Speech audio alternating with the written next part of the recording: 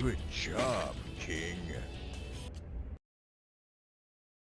Oh, good job, King. Whiskey Lima thinks it's tier 1, 45 months. Massive. Sound the big geekins, if you will. I wonder if I forgot to turn off the D4 bad meme song, or, because PoE is good, or if it's the normal one. We're both going to find out together.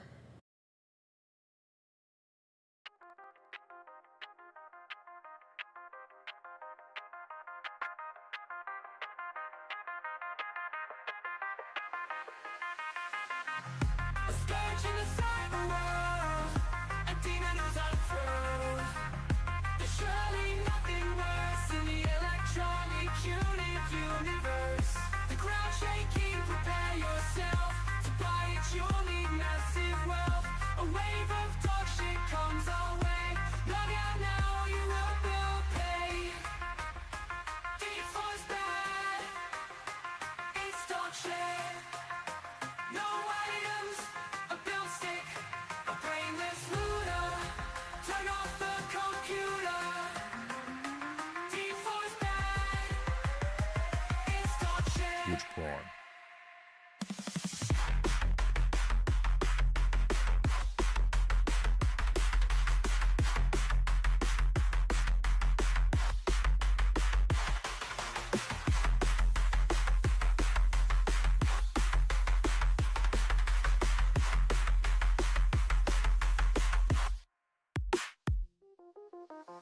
The cybernetic menace shows up with a grimace. Half-baked beliefs and fearlessness. Its gameplay so meaningless. One-shot PvP is bad design under everyone's aligned. Release one more goddamn skin and hear my final call begin. D4's bad. It's dog shit.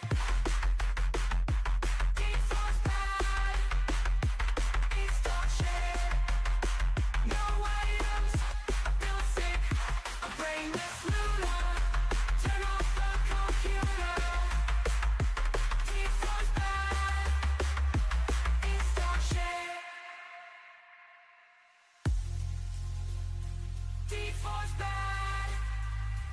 It's dog shit.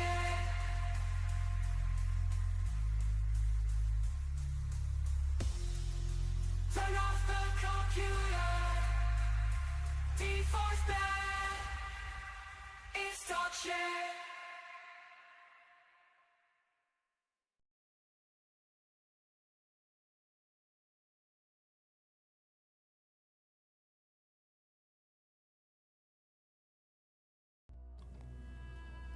Yo.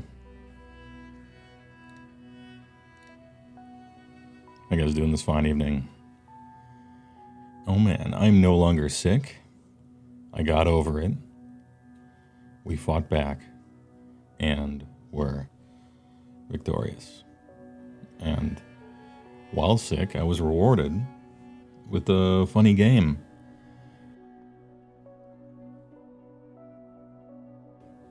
Funny game I've been looking forward to a little bit. Right up my alley.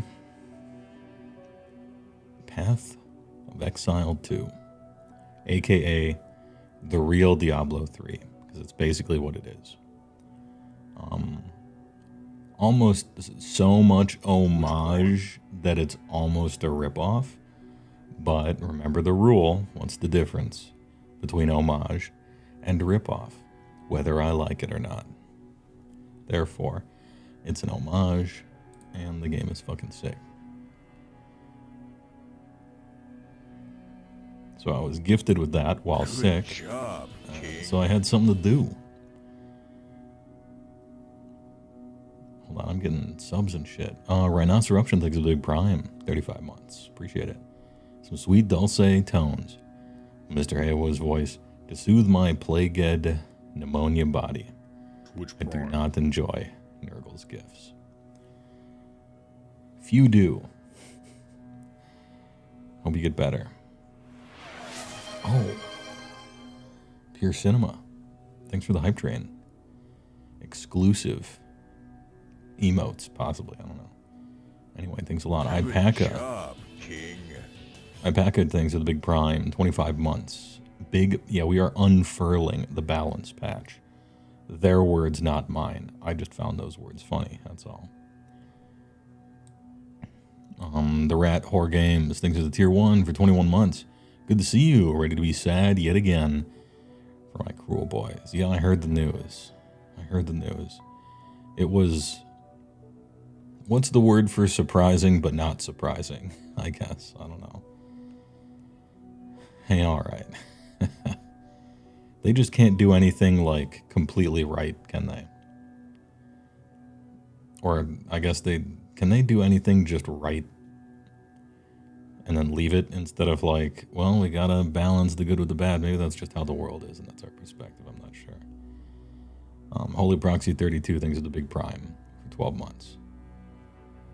Big. Thanks for using the emotes. Relaxing, kind of invigorating. Everybody doesn't appreciate it like we connoisseurs do. Damn, nice connoisseurs. CG Busto thanks for the, starting the holidays right with the big stream.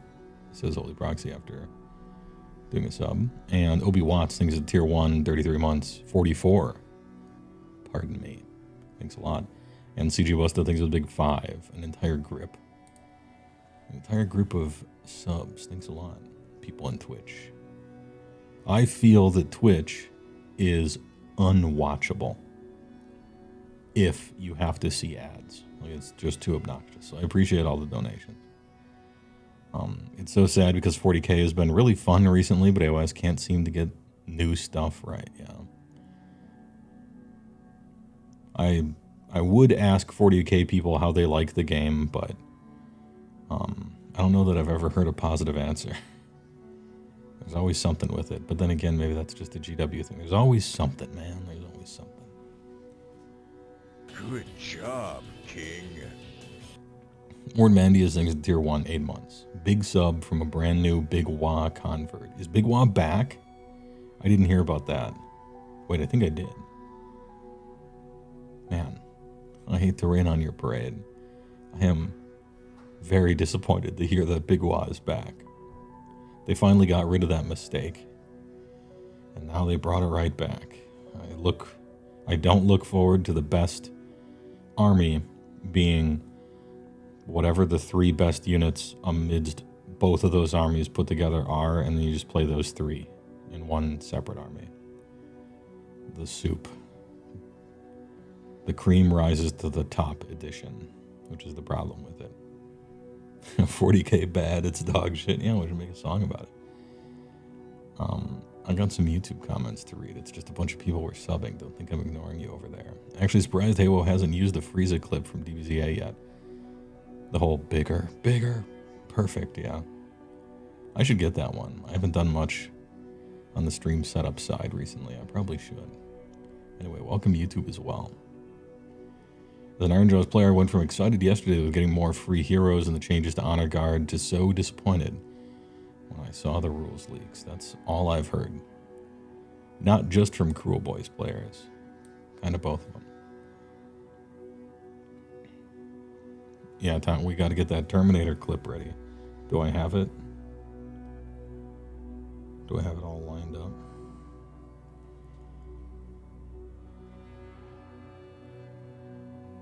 I don't actually know if I do. What screen do I have that thing on? I might need it. You're holding on the cope that the Ironjaw leaks are fake. As long as you possibly can, Godspeed. As long as you're self-aware about it. I hope it is too.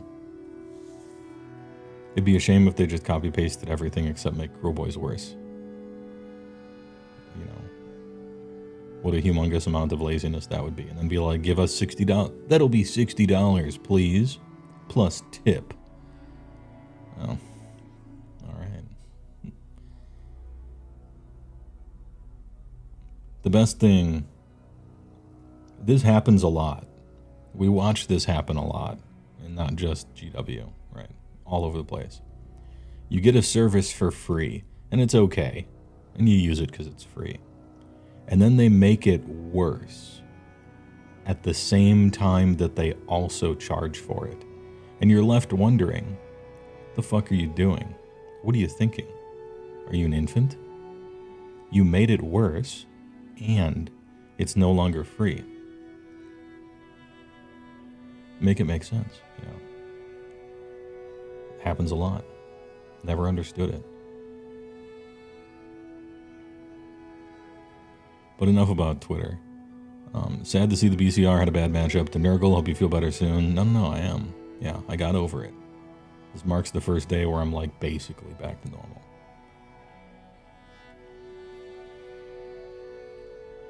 What'd you miss? Nothing, you're good.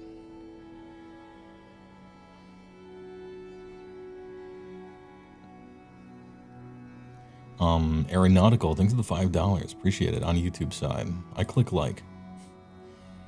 It's weird that you can click like on someone's donation to you, right? But I feel that I would be remiss if I didn't. In post-wisdom teeth purgatory, says Aeronautical. I'd be a great devotee of corn right now. Good Thank you, Mr. job, Woe, King. for your dulcet tones keeping me company in these hard times. Hey, don't worry about it. Don't get a dry socket. Don't drink alcohol. The secret to those things are, generally speaking, if you follow the dentist's commands, and not like kind of like whatever, bullshit your way, kind of forget about it, but like really follow them, you'll be fine. Most of the side effects and bad stuff is people saying they followed them but not really doing it. You know? It's kind of like when big fat guys are like, I tried diet and exercise and it didn't work. And you're like, bullshit. You did not. That's physics. If you burn calories and consume fewer calories, that's like physics. It's impossible. Something else happened or didn't happen there. Anyway, I don't mean to call people out, including myself. GW is keeping the good IJ rules in the vault. I mean, it would be in the vault because they had them. Ironjaws was really fun in previous editions. Like, they had... it was good, and they changed it, and now it's worse. So, give them the things they used to have. It's not like they've never done it right. It's they used to have it right. You know? Anyway, I can't wait to unfurl ogres, and it's just a copy-pasted index. And my army will be inexpensive but awful monsters. Although from what I hear in this balance update, we got those charged mortals back.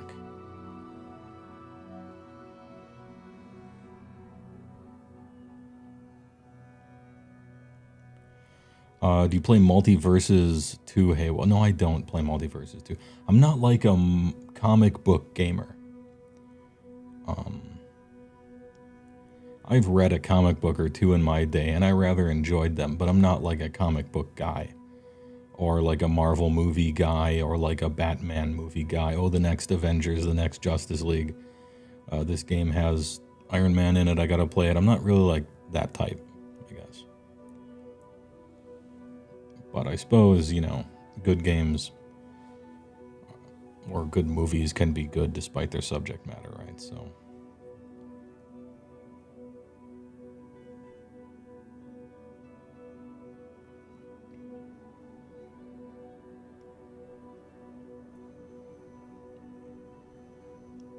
I think you may be happy. Well, I hope I will be. I try to stay positive, but also realistic. You know, it's a balance. Don't want to get your hopes up, but, you know, try to give feedback if I can, make feedback videos, talk about stuff. You know, give them all the time they need. You don't need to rush it. I'll take a book 3 months, 6 months from now. If it's like better, you know, I'll wait. People who play Warhammer games are in it for the long haul anyway. It takes forever to paint stuff, right? What's the thing people say? Rules are temporary, models are forever. It's that kind of thing. Like, I think you're conditioned your audience to be okay with waiting. But, you know.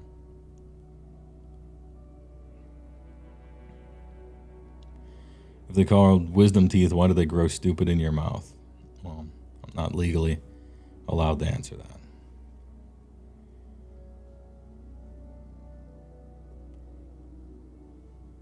Good job, King. Mike Scarborough thinks it's tier 1, 32 months. Rules are temporary, models are forever, yeah. Is that what I said? I thought I tried to say that. Maybe I mixed the two up. I'll have to check the VOD. Anyway, good shit. How's the Every Army in 4th video coming along? I started it. You know, I'm going to be honest. Like, obviously I have work and stuff. But it's been hard to muster the enthusiasm.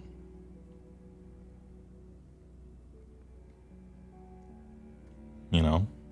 It's been hard to muster the enthusiasm to make a "this game is so fucking good" video. When it's kind of not. We've been in a lull for a long time. I thought 4th would bring it back, and it really didn't. I don't know. Don't read too much into that, I guess. I'm just explaining why the work on it is slower than it would be otherwise. If I was like excited about it, it's a lot easier to do a creative thing that you're excited about.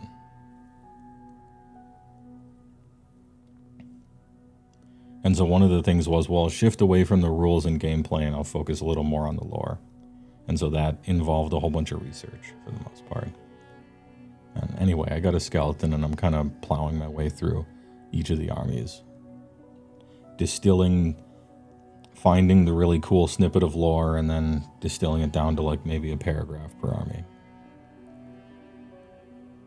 Anyway, it's taking forever. Sorry about that.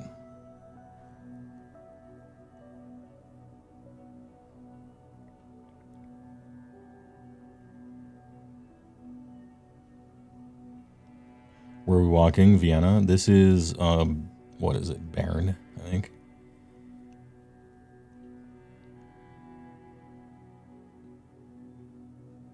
Your childcare plans for Everwinter fell through, so you're bumming. Here to keep your Warhammer hype going. Damn, I should have read that message before I just talked about the thing I just talked about. Hey, the balance update was really good, actually. And we're going to go over the thing in its entirety for this show. Which will take a while. But, like, the balance update was very good. The Orc Battletome thing super sucks. But I have a thought or two about that for silver linings in any case.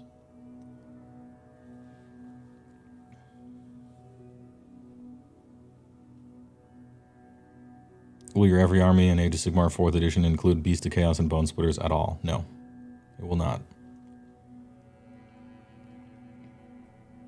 You've seen how often I update every army in AoS videos. It's roughly once per edition, right? So once every 3, maybe 4 years. And so I'm not going to have an army that does not exist in a big video that's going to stick around for 4 years.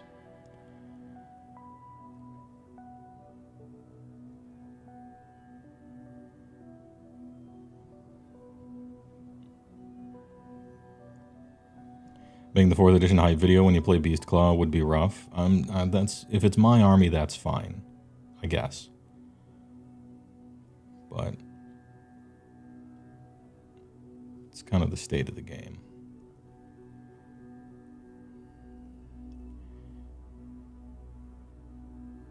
You're new to AoS, what's this? Oh, yeah, we're just walking through Baron real quick as an intro. And then I'm going to go over the big balance patch that happened to Age of Sigmar. And a bunch of people here have probably seen it. It came out earlier this week, but I was sick, and so I missed it, and so I'm going to read about it on stream and give my thoughts. If that sounds very exciting to you, first of all, you have a strange definition of exciting, but maybe you'll enjoy it.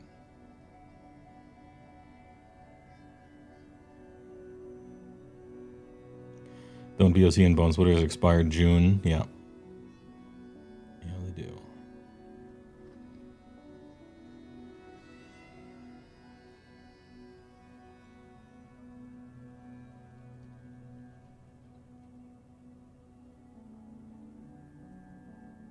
Your old Y play, Ozark Bone Reapers video from like 4 years ago still powers your motivation and commitment to the... Well, that's good. I hoped that I put enough in there that didn't rely on their current rules to still be kind of like exciting.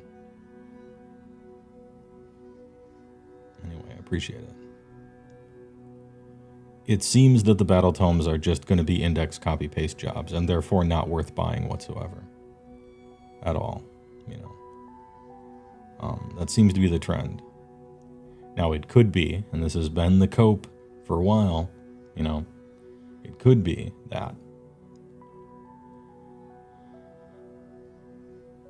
the first people, like the first 4 books, the first 6 books are going to be copy-pasted indexes, and then the rest of them might get changed, and they chose to release the early ones that were the most done or something like that. Like, I could try to whittle together some kind of copium about that, but for the time being, yeah, they seem to be just the index, except often worse. So, I don't know why I should buy a book.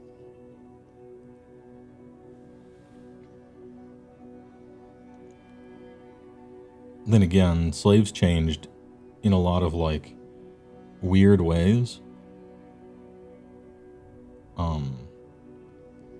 Just like pluses and minuses. It's like, oh, this thing is better, but then this thing used to be fun, they ruined that.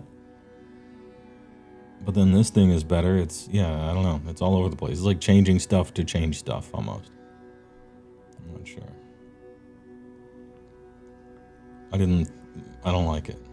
I don't like anything that they've done for 4th edition, basically.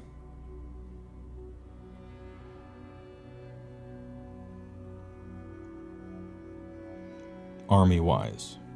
Army-wise and army creation-wise. Core rules are pretty fine. But...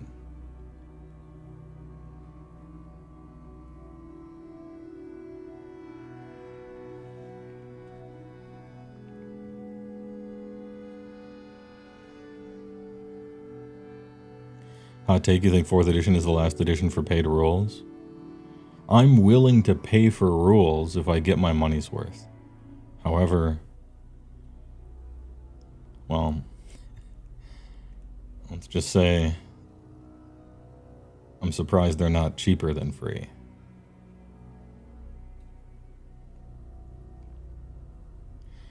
To be fair, you can see why the hype would be sort of down on AoS at the moment, says Whiskey Lima. GW's on such a 40k coke binge. Feels like the other ranges and games have been mass jettisoned.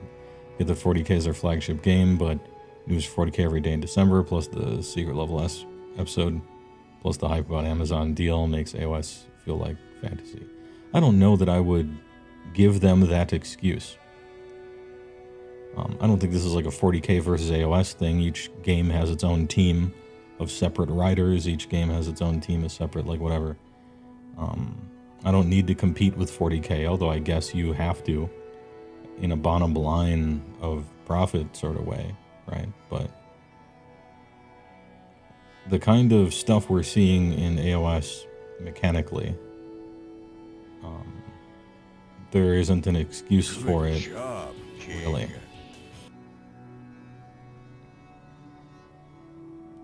Just copying stuff, you know?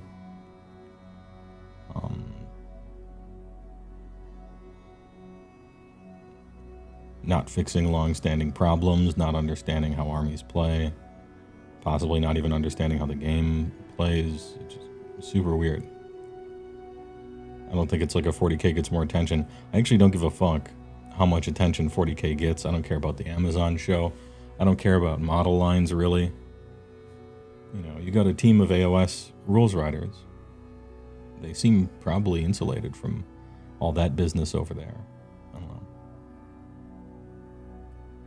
Either they give them so little time that you can't possibly do any kind of a job, or they're like totally incompetent. Good job, King. And I've met Matt Rose. He knows his shit. I've talked to him briefly. I don't know who he's got on his team. I don't know who he's taking orders from. And I don't know what kind of leverage they have on what kind of things you're supposed to buy, you know.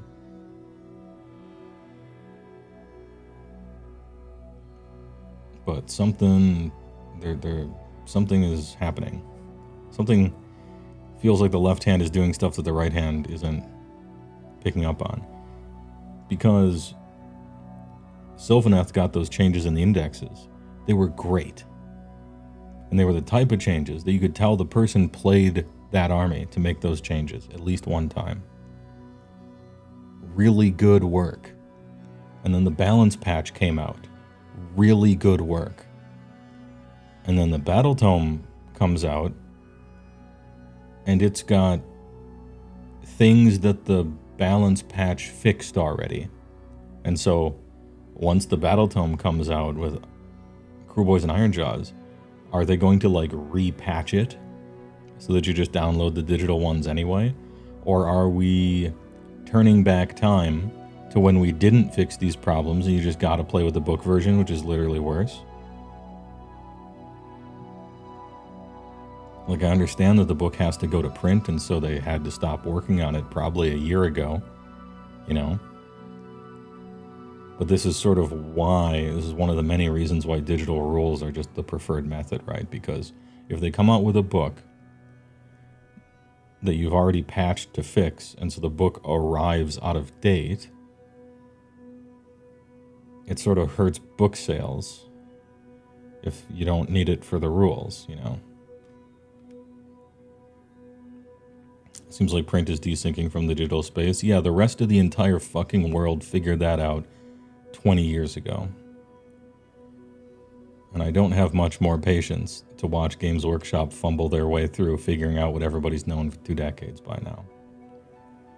And yet I will.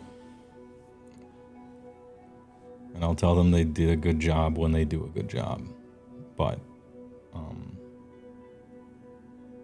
it's sometimes sort of frustrating to watch. Then again, this is a customer complaint, right?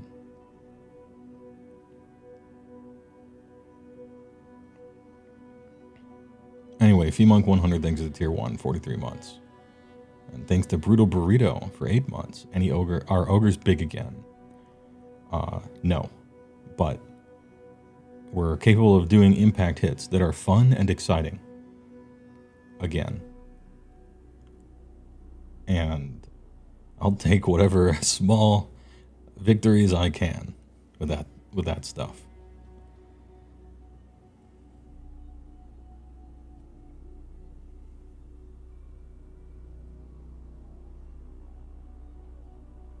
Games like AoS and 40K suffer from long gaming time, which limits testing.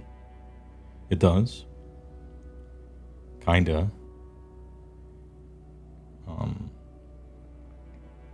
It also suffers from long gaming time because long gaming time is like a negative. I don't mean that they should change it. I just mean that if your game is going to take the average players 3 hours to get through, that's bad in a vacuum.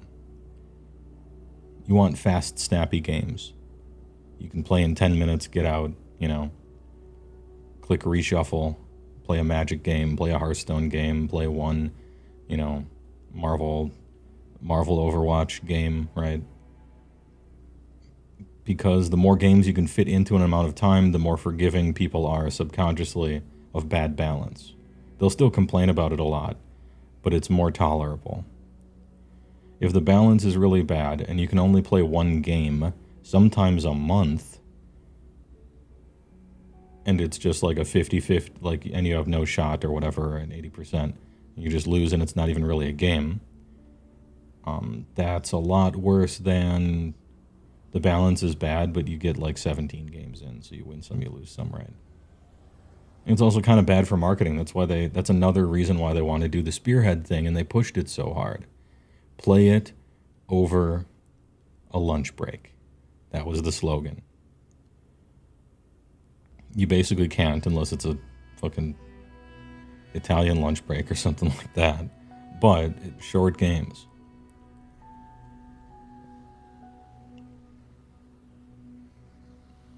It's good for marketing, it's good for new players, things like that. It's not really what I want, but, you know. So little time is your answer. The rollout schedule is brutal, I imagine. That's my assumption.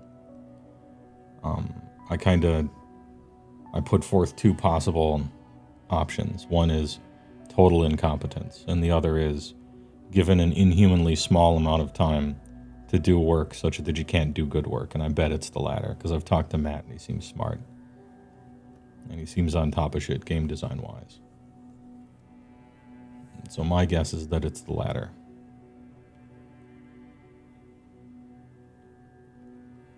And their like internal testing and their playtester people are either so bad that they're sabotaging the game in a real sense, or they're catching so much stuff that we don't even know. Like, we think they're doing a bad job, but you should have seen it before their suggestions. So maybe it's just, it would have been that much worse. Like, who knows? It's hard to say as an outsider.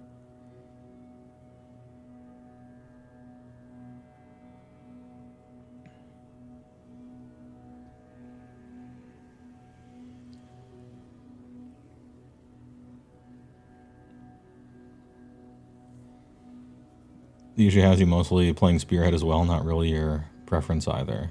You do what you can, you know. Good evening. Jim Rendo. Jim Rendo? Dude, that's my favorite Star Wars character. Sorry for making fun of your name, but I'm making fun with it. Maybe that's better. You've been waiting 2 weeks to get your bi-monthly game in. You get double turned instantly and lose. And then you have 4 weeks to think about it, yeah.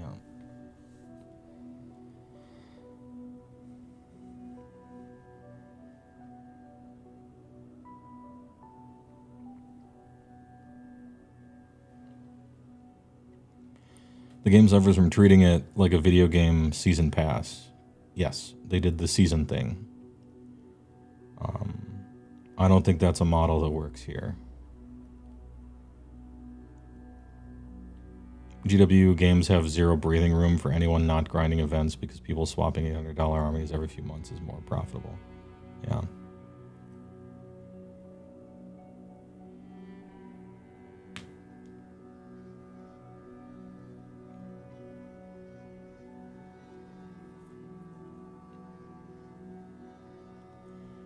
Spearhead games, even if both players know what they're doing, still on average probably take at least an hour. I agree. 07, having played Spearhead twice. I liked Spearhead, it was fun. The first time I ever played Spearhead, it took a little over an hour. And the second time I played Spearhead, it was about an hour. But I was streaming it, so it went a lot slower. I'm factoring that out, right? I liked it. It was fun. I don't want to ever do it again.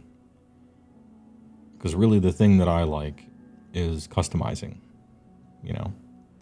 And it's the thing you can't do in Spearhead. And I like big games with big monsters. And they didn't even have rules for my guys in it because the game's too small.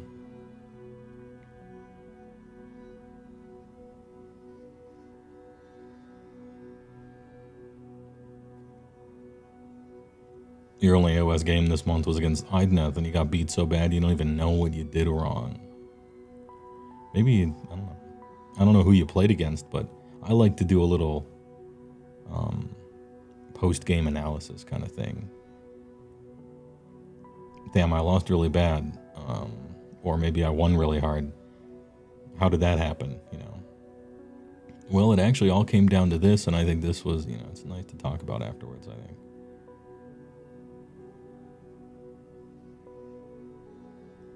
It's your lad from back when you played the Old Republic MMO. Oh, Knights of the Old Republic. Wait. Sorry, not KOTOR. It's what was it? SW Tor, something like that. The second MMO after Star Wars Galaxies, the one that was kind of like a single player story thing, and then it opened up into not the greatest MMO, but it was a month. You know, getting through the campaign was kind of funny at the time. Yeah, SWOTOR. You really hate the 3-year edition cycle. It feels too fast for me. I don't know that we need 3-year edition cycles, but a 3-year edition cycle gives you just enough releases every quarter to be really profitable as a company. If you dragged it out, then there would be spaces of time where people aren't buying that kind of stuff. And you'd have to find something else to plug the hole with. Which is unfortunate because I think it's faster than it should be. Like, they literally released the last 2 army books, and that month they are advertising for the next edition. Like, that's crazy. And I thought that was nuts when I got into the hobby. And I'm like, surely they'll stop doing that, right? But now I've been in the hobby for a while, and I know how things work. Don't rock the boat.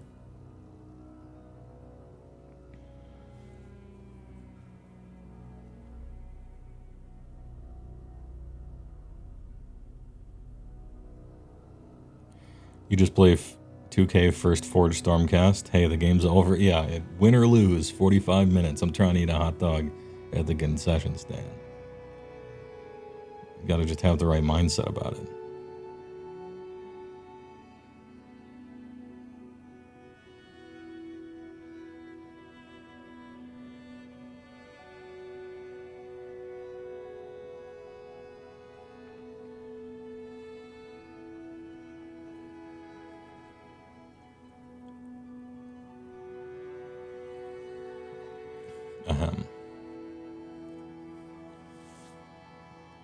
GW, from lack of true competition, has become this Akira Giant Baby-esque company that isn't really even interested in making a compelling war game. I'm sure there are people in there that are. You know, but it's a big company. And there's a lot of people in a lot of parts of the company pulling it in all different directions, I bet.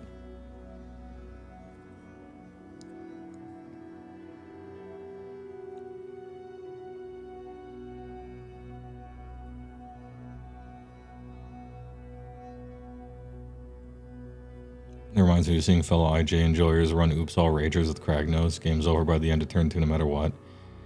I don't know if I coined this or not, but I think I talked about it in one of my earlier AoS videos, that this game is pretty simple. It's not terrifically difficult to figure out what's good.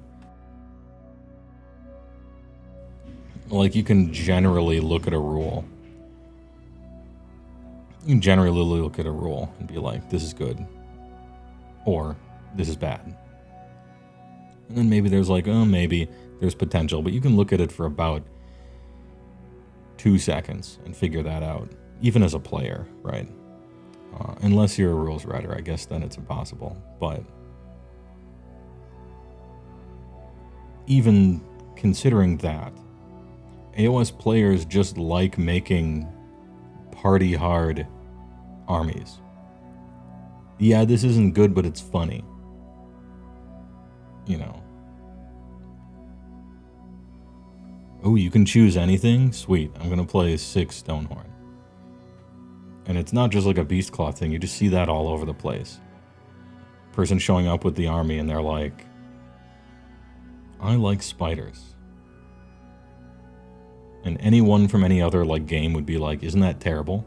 And they're like, yeah, it's, they're not confused. It's not that they don't know. They're like, oh yeah, this shit sucks. But I ain't buying anything else. I gave them enough money, and they gave me shit that sucks, but I like it. So I'll hold out for the rules to get better. Fuck it. 6 magma drops. You know, it's just, that kind of stuff is funny. Legends. Oh yeah, I called it being a legend, yeah. That's back when I watched a lot of Australians, I guess.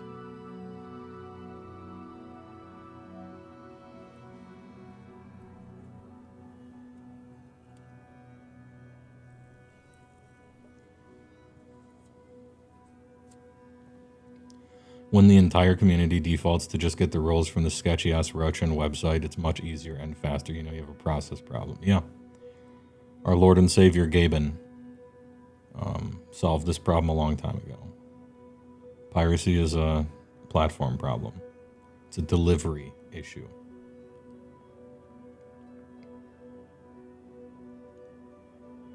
And they have the data generally to back it up.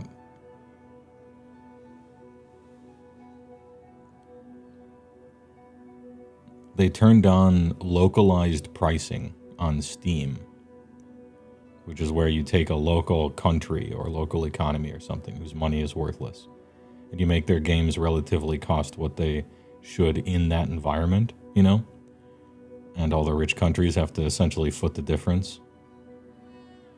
And they did that for, I can't remember what country it was. It was an entire country, or possibly even all of Latin America, I'm not sure. They turned that on, and piracy went down by a staggering amount. Piracy all but disappeared.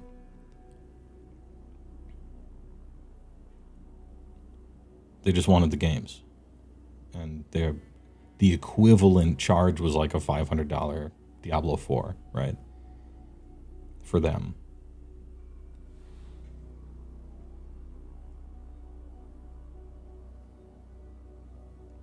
GW does that, but the localized prices just go up instead of down. Yeah, true.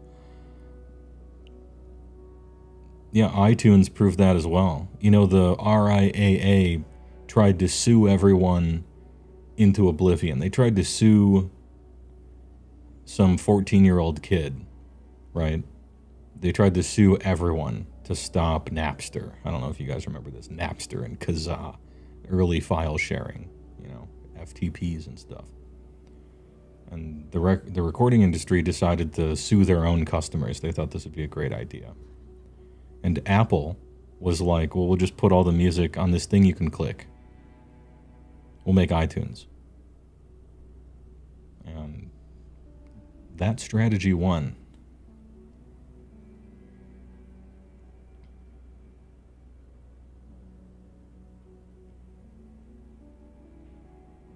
It doesn't mean giving it away for free. It just means if you are a better and easier and more comfortable experience than the pirates, you'll probably pay for it. People in general will tend to just pay for something. It's fine. As long as your pricing isn't egregious, right? That's always the thing.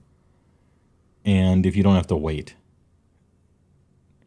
while other people have it and you don't, or something like that, right?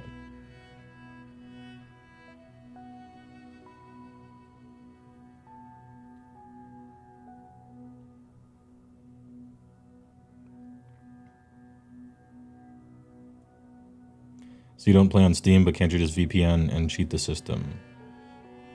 I know that Valve has something that looks into that. Good job, King. But you know who doesn't is Twitch. Ever since Twitch turned on localized pricing so that I get 3 cents from people's subscriptions who pretend to live in some poor country using a VPN, it's actually very common on Twitch, is using a VPN and setting your location and creating your account there. And then you get to subscribe to people for like 5 cents. And it shows, and so on the back end I get to see, I'm like, oh cool, I got a Prime sub and I got 7 cents out of it. Nice, cool. I just think it's funny. It's clever use of game mechanics, you know? $2 here or there, what was I going to spend it on anyway? It's funny. Egregious pricing like GW? Well, yes. Yeah, their pricing is egregious, for sure. So egregious, in fact, that they might be in danger of having that be a problem. And all their competition release rules for free. But that's a lie, because they don't have competition. They have pretend competition. So it's not really worth saying, you know. They're like, oh, their competition release rules for free. I'm like, I don't know that I would call them competition, really. Like it should be, and it's correct to do it that way, and I think you'll make out in the end. And it's better for the customers. But then again, I say it's better for the customers. Yeah, of course it's better for the customers to be free, right? Fuck you. Anyway, you know my point.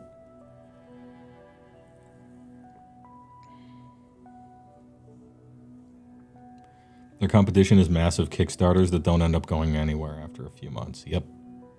That's actually the closest thing to it, pretty much. Is flash-in-the-pan Kickstarters that may or may not go anywhere, probably not.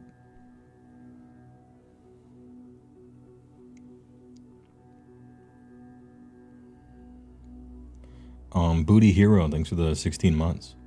Don't skimp out on my Fire Slayer coverage. I won't. We're going through the whole Battle Scribe thing. We didn't miss any.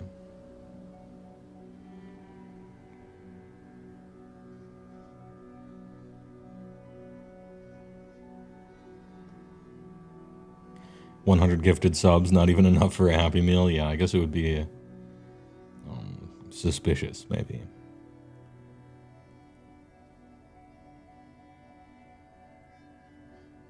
It's not like the other games aren't quality. People just simply don't play them. You're right, Rotom. I mean, some of the games do suck, let's be honest. Ahem. Like, a lot of the games probably aren't very good. You know. But, if no one's heard of it, people have this aversion to trying new things that aren't popular, you know? They just do. I don't know. Psychology thing, I guess.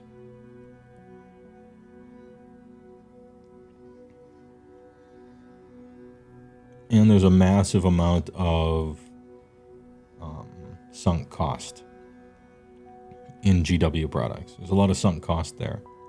You got a lot of money sitting on your shelves to throw it all away and go to some other game.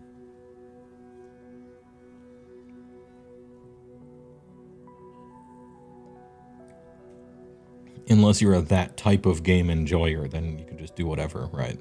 Femonk mentions they like Warhammer, so they're going to try Trench Crusade. They're like a, you know, grimdark wargamer.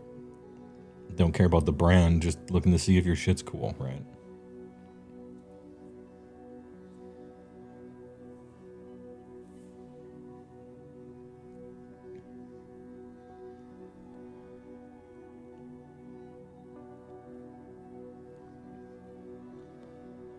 Anyway, if you invest a bunch of money in GW, people will still be playing the game 5 years from now, 10 years from now. Not necessarily true elsewhere. It's not even not necessarily true. It's almost always not true.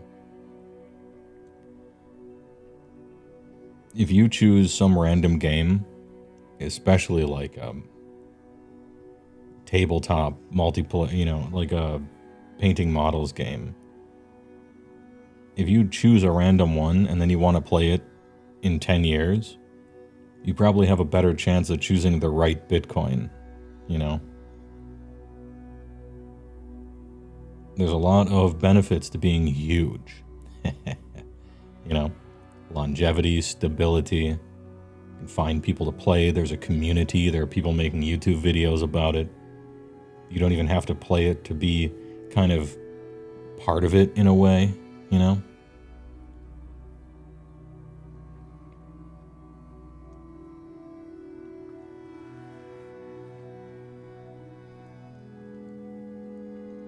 Still waiting for the big So-So Pro merch. Oh, yeah. It's been too long. Nobody knows the meme anymore. And I'm not trying to, like, make fun of the guy.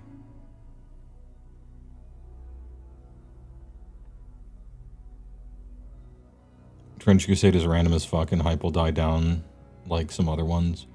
I mean, I kind of hope not, but that is the way of the world. I don't know much about Trench Crusade, but the art is sick. And there were a bunch of fucking losers like Grimes, whatever that former BlizzDev grifter guy who's been scamming people on Emater for the last 9 years, like tried to join that community and they're just like, get out of here. Literal tourists trying to turn this into something it's not. And so I appreciated that, and I like their art, so I hope the game succeeds. Good aesthetic.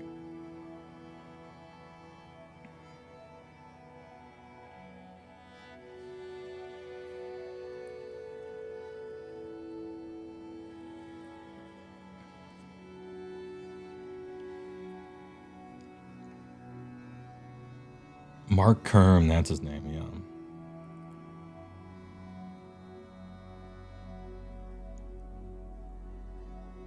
He also wears that BlizzDev thing around like a badge. What did you actually do in Blizzard? Fucking nothing. Get out of here. Anyway, that's neither here nor there.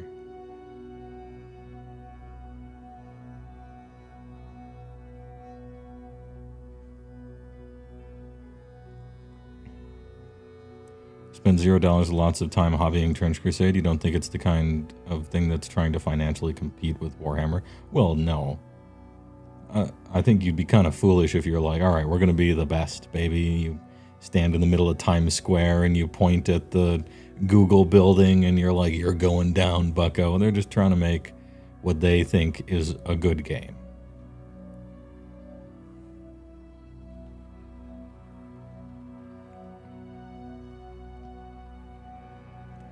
Anyway, I'm going to get a lozenge. Am I using the right word? That's a cough drop, right? That's like a fancy way of saying cough drop.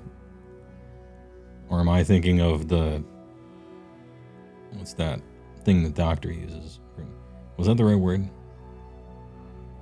I'm going to wait for the chat delay on that one. Lozenge.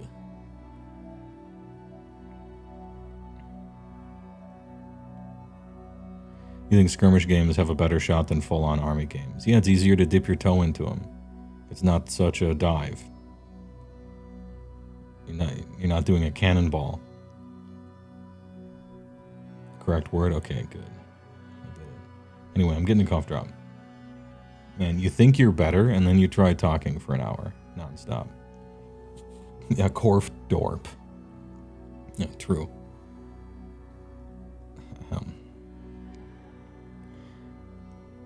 Anyway, BRB. I'll hit you with a little Risei Kujikawa. And then let's do some content, shall we?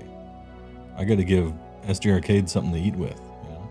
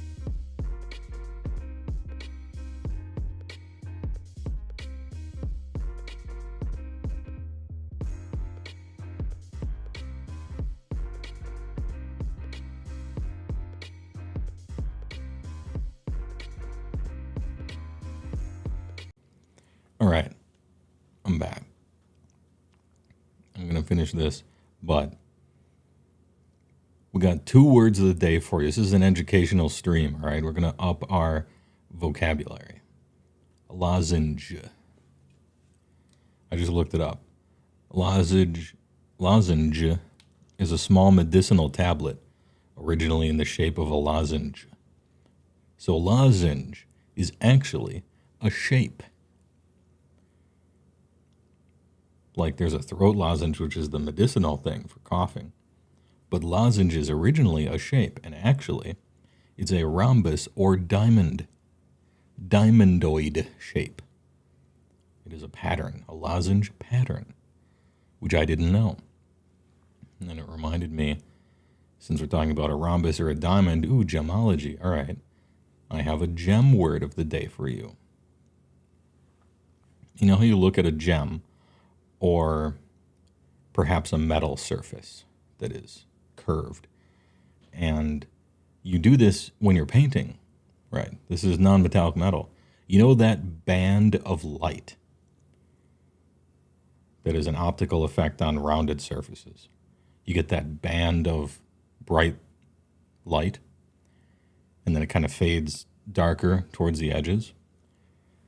That word is chatoyance. And it's usually talking about gemstones. And so chatoyance is the band of light on a curved object, typically a gemstone.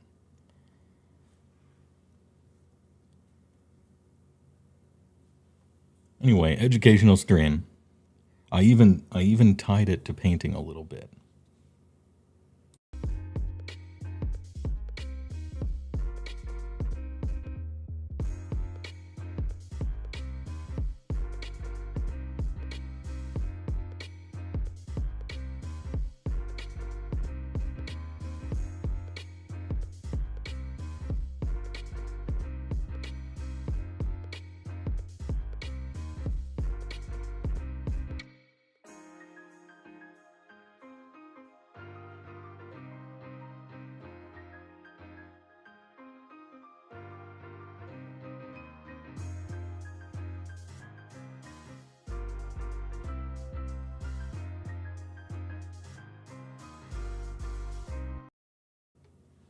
Good words, you feel so enlightened. All right, I'll hit you with one more.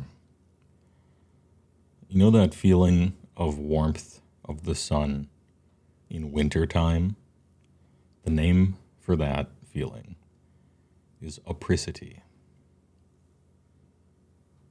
There we go. We did 3 words of the day. Apricity is the warmth of sun in wintertime. One of my favorite words. Sometimes a word is kind of like a poem.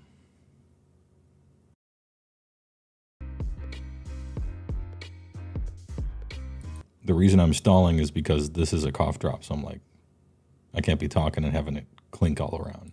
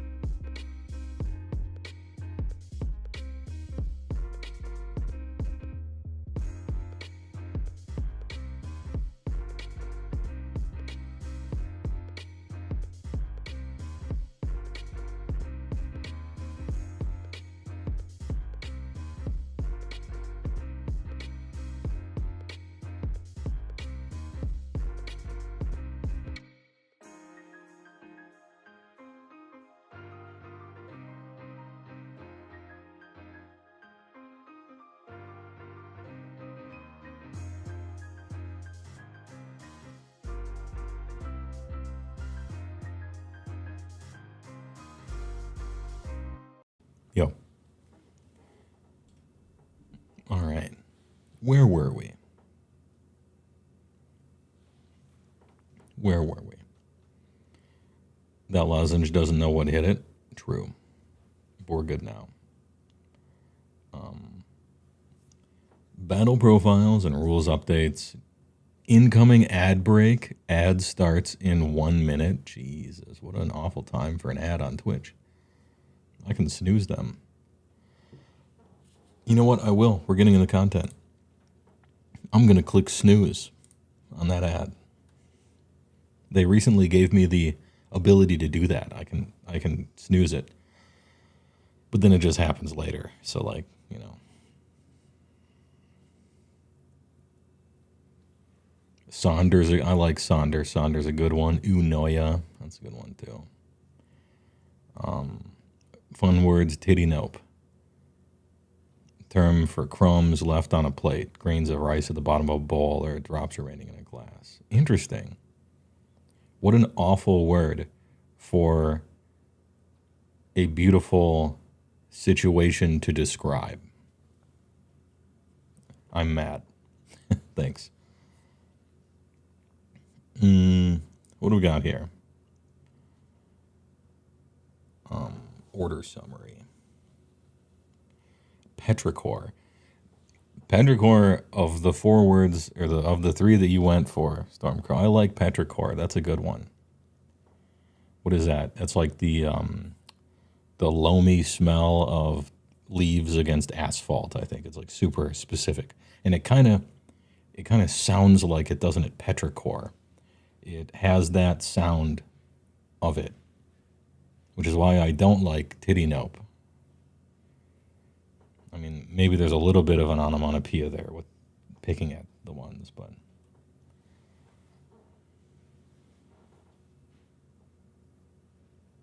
it's that and the smell of rain on wood and grass. Okay, so like a loamy, rainy sort of earth floor, forest floor kind of thing. Smell of rain. We're gonna talk. We could keep talking about our favorite cool words, and I wouldn't actually be adverse to that too much. But I do have to get to this content.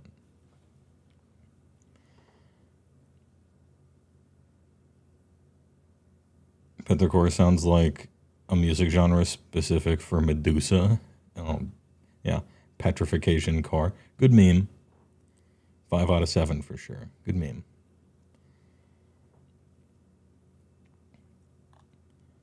Anyway, here's the summary. I don't want to read the summary. We're going to read the whole thing, okay? Chill on all this. Thanks for putting new and updated on all this stuff. Really appreciate it. Seizing the initiative. If the player who went second in the previous battle round wins the priority roll and chooses to go first, their opponent is the underdog until their opponent does the same. Good change. If a player is behind by 6 or more victory points, they do not suffer any penalty from taking 2 turns in a row. If you're losing so bad, take your 2 turns. Who cares? Their opponent is not the underdog for the rest of the battle, and they can use the tactical gambit ability to pick a battle tactic. Now, the reason why I kind of like this is because being 6 points behind is a big enough spread that you can't game the system. One of the problems with Initiative in 4th edition is that it was too easy to game the system. You purposefully don't take an objective. You're down a point or whatever, technically the underdog, and then you take a double turn and smash and don't score. And so now you haven't scored for that turn. You blew your opponent up. You're like basically tied, but not really, and you get bonuses. Like, it was too punishing. It was too punishing. So I approve of both of these changes. It is still possible to be losing so bad that nothing can save you except the double turn. And then you take it, and suddenly your opponent's the underdog, even though they're winning. Like, there's going to be weird interactions with it, almost no matter what you do. But Official Wigglesworth, I think, for the tier 1. I appreciate it. For a moment, I'm sorry, I thought you were Waggle at first. I just glanced over and I saw W's and G's all over the place. I'm like, oh, Waggle. I thought he was streaming PoE non-stop since that game came out. You're new to AoS, says 3 Geese in Trench Coat. Getting your first army soon, but they don't have a 4E book yet. Where do you find their battle traits? On the website. They're known as the indexes. So if you're Googling it or clicking around, you're looking for indexes. And they contain basically all of your army's rules, and they're free. Oh yeah, ageofindex.com. That's another place they collated all over there in a maybe, depending on how you feel, more manageable thing than just a PDF, right? Or the app as well, but I don't tend to push people towards the app because it's trash. And it's slowly becoming paid. So I don't tend to drive people towards it. Anyway, there you go. It's free, and it's from their website, and it's from another one. I hope you enjoy the game.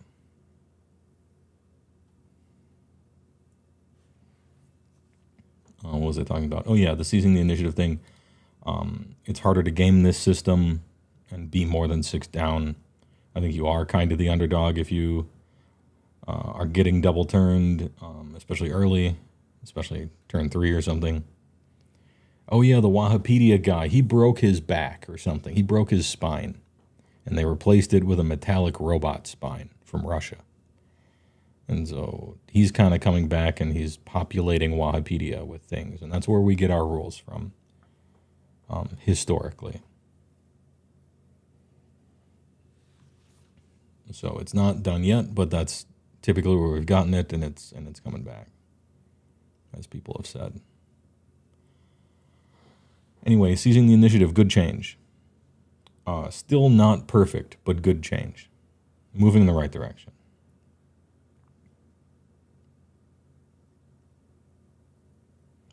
How appropriate that the Wahapedia guy broke his back carrying the rules to customers. Yeah, that was the joke. It was the first, when I heard it, it was the first joke that you think of. Man, this guy is carrying the game of Age of Sigmar on his back. And so he broke his back because he was carrying it when GW refuses to. He's more machine than man now.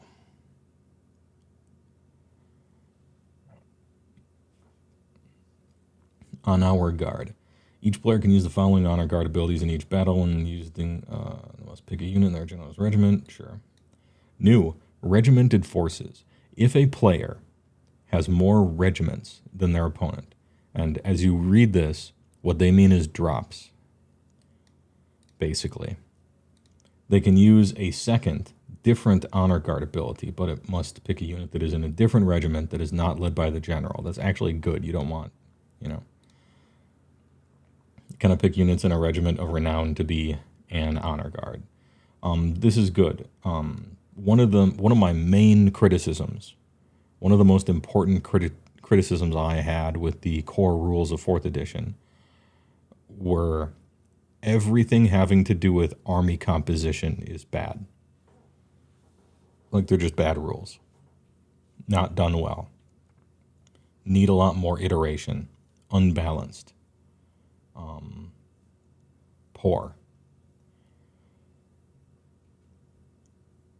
So, what do you get if you outdrop your opponent? If you have fewer regiments than your opponent does, what do you get for that? What's the carrot on the stick? Well, you get to choose who goes first in the game. That is very powerful, particularly in a game with priority. That's very strong. So, the incentive for running the fewest regiments and the fewest drops is really strong. If you tie, it's kind of a roll-off, so whatever. Now, what's the counter to that? What's our counterbalance? So, the game is pulling you in the direction of going low drops. Well, what if you have an army that can't do that? It just so happens that if you made a 1-drop or 2-drop list in your particular army, it feels like all the units and the things that you can choose, it's like punishing you for that. You make a bad list, and maybe even really bad. There's no counterpoint there. There used to be one in older editions of the game, and they were called battalions. And so you could take bonus battalions and get bonus enhancements, and that still wasn't better than going low drop, but it was at least something. I appreciate them starting to look into solving the problem that existed last edition, but was made worse this edition. Anyway, this is good. I don't know if this is going to fix it or solve it, but it's something. And it's something zeroed in on, I think, one of the biggest problems with 4th is army construction is bad. Punishes you for trying to have fun, basically. I don't know how to describe it. Beta Games 2911 thinks it's a big prime. 14 months. Big rules. Yeah, true.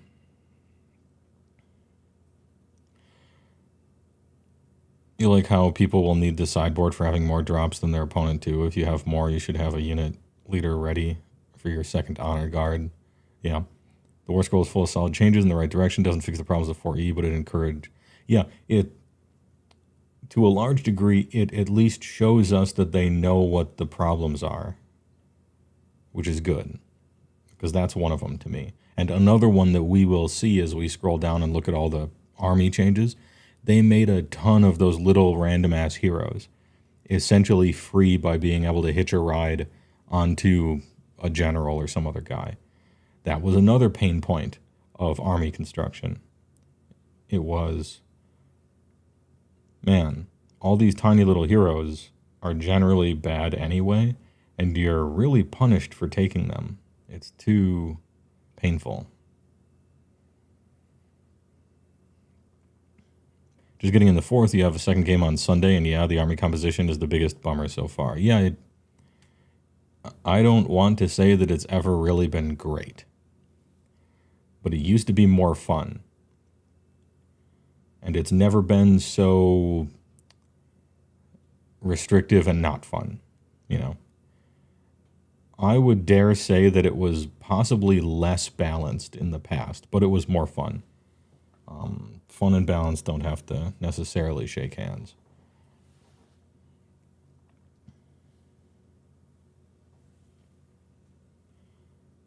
Anyway, let's get to them. These have all been updated. Pick friendly unit, but not leading a regiment in the honor guard. You can pick a unit in reserve. Nice update there. In any turn in which the honor guard charge, the unit's melee weapons have the weapon you picked, so it doesn't work on ranged. I think that's the update here. You can pick a unit in reserve, and it doesn't work on ranged. What else? Bodyguard. -1 from the attack characteristic enemy unit's melee weapons while they're in combat with the unit leading their regiment, if both the following are true. The regiment's honor guard is wholly within 6 of the leader, and neither the regiment's honor guard nor the leader charge this turn. So if you get charged, and you have your general plus his bubble wrap, you have pretty good debuff. Subtract 1 from the attack characteristic of enemy units' melee weapons. That varies in quality depending on who you happen to be fighting, but in general, I think it's a very strong debuff. Obviously, it's the most impactful against people with an even number of attacks. The sweet spot is, of course, 2. If you're fighting 2 attack models, it's a rough one on them.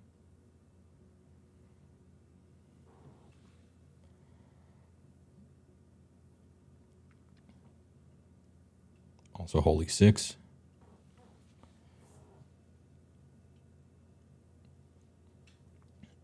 Double turn can still be a turn 2 body slam curb stomp. Yes, it can, if you are close in points. But at least it can now be a come from behind mechanic. Yeah, which it was not in the start of 4th. It was a get ahead in a clever use of game mechanics way, but you're not technically ahead in a way that the game can determine. And yeah, it was too easy to game that system, I think.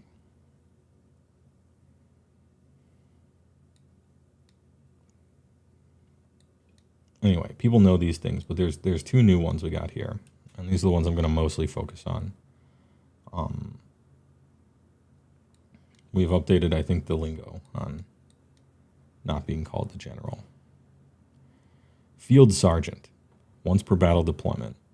Pick a friendly, non-flying infantry hero, so no mounted boys.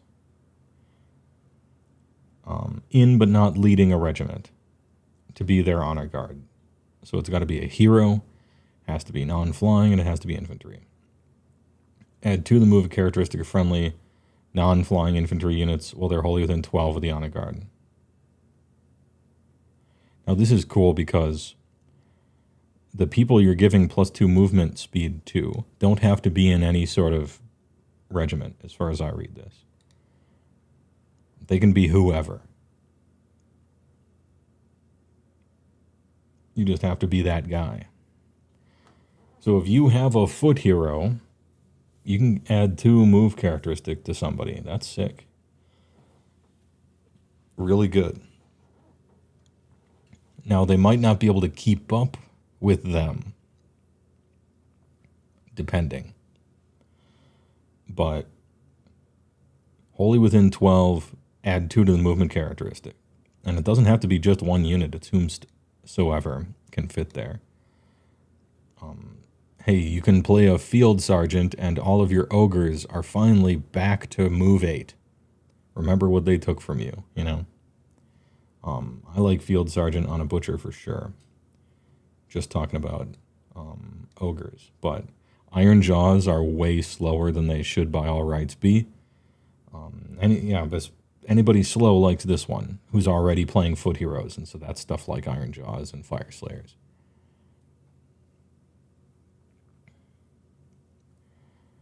And then we got prized beast.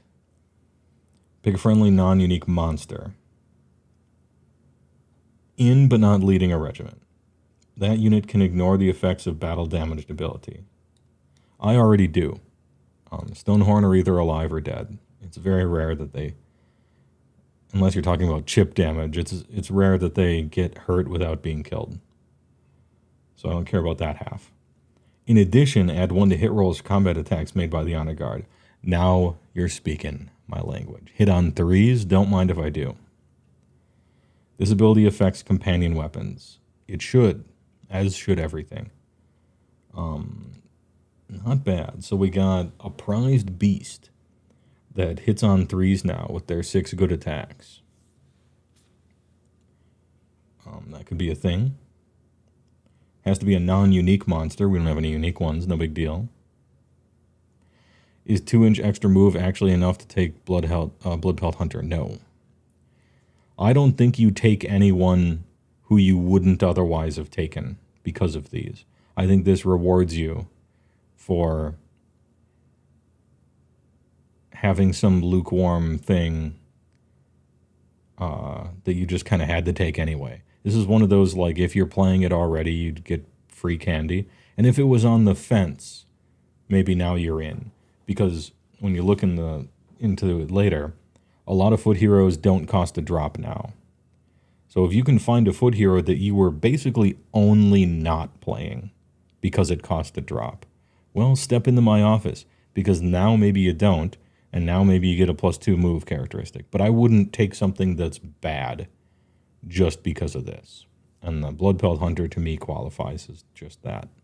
Unfortunately, because I have a cool one, I'd like to play with it, but you know, what are you going to do? Yeah, Companion is slowly fading away, but it was a bad idea that was fixing a problem that did not exist. So we are seeing it slowly fade away because it didn't really have a point. It was, I don't know. Somebody was scared about how good monsters were exactly 6 years ago and haven't been that good since. And when they were writing 4th edition, somebody piped up and they're like, I remember when a Velazida killed me in 2nd edition early. We got to put companion on everything. But they were wrong. And so now we're just, every update, you know, we're rolling it back. Anyway, seizing the initiative, good. Regimented forces, good. A little confusing. Like, it is actually a little confusing to read all this and be like, now who gets this on what? If you're just going to give a blanket, like, bonus to 1 or 2 different units. This is kind of a confusing way to do it, but they're working with the framework that they already have established, so they kind of have to. And I like the 2 new ones. Prized Beast strikes me as okay. Field Sergeant I like better. But it really depends on the army you're going to play.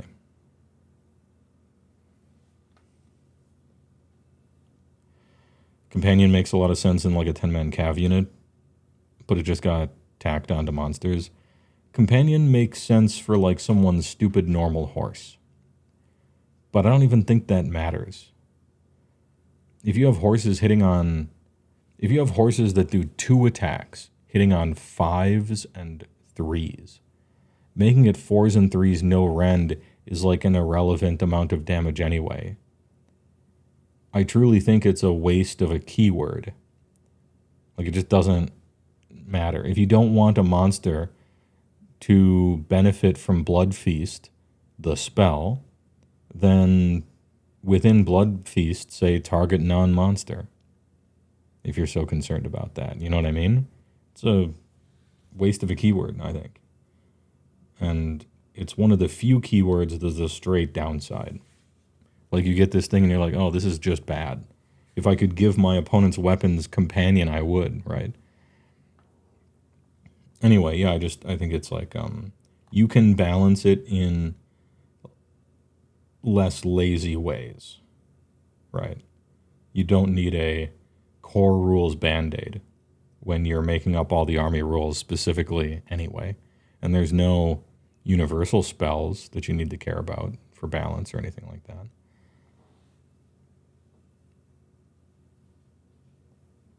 But Gur was about monsters, so we need to nerf them despite monsters being bad there too. Yeah, well, I don't know. Kind of goes back to the destruction thing.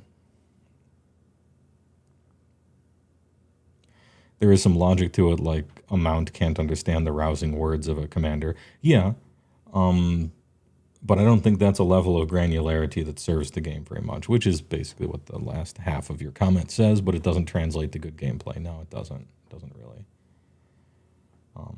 You know, we could find a lot of goofy stuff like that in the game for sure. Like people coming back to life in armies that don't do that. You know, everyone has rally, right? Okay, you killed some free guild. They're just normal humans. They are dead. Like it says slain, they have died, right? And then you rally and they just stand back up. Okay. How? Because it's a game, it's fine. And a bunch of mounts are smart.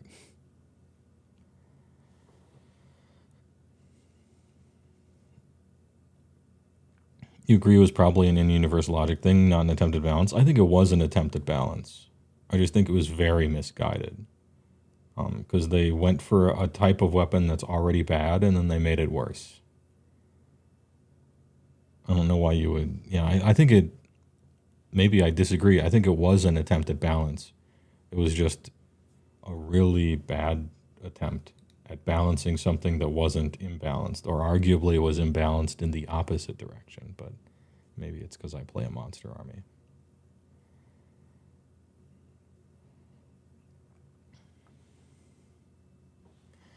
Free Guild don't die until their commander okays it. Yeah, true. Spearhead update summary, don't care. Battle profiles and rules. I'm going to skip past all this stuff. This is just details. We'll do bean counting later. I want to get to the rule changes. The meat of it, so to speak.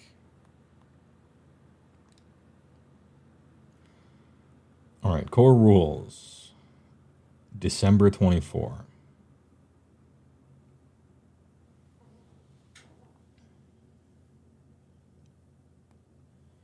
The following rules updates add text in order to clarify ambiguities and or avoid unintended interactions. Are all these new? No. I don't think they are. Because this one has a new next to it, so that's what I'm taking it to be. Question. Is it mandatory for players to set up a faction terrain feature if one is included in their roster during the deployment phase? Answer, no. Good. That's correct. A player can choose not to use the deployed faction terrain ability. However, if both players choose to set up a faction terrain feature, the player begins deployment must set up their faction terrain feature first, as described in step 1 of 10.0. I like this because it probably shouldn't be mandatory. You could think of a reason not to want to set up your terrain. You know, maybe you're playing on a weird table and there isn't actually a room for your whole army unless you don't deploy that faction terrain because the deployment zone is weird or tiny or something like that. Or because you're using a ogre maw pot that was designed for the other half of the army and you can't even use the fucking thing and it just gets in your way. And you didn't want to buy one. So anyway, good answer. Good question, good answer.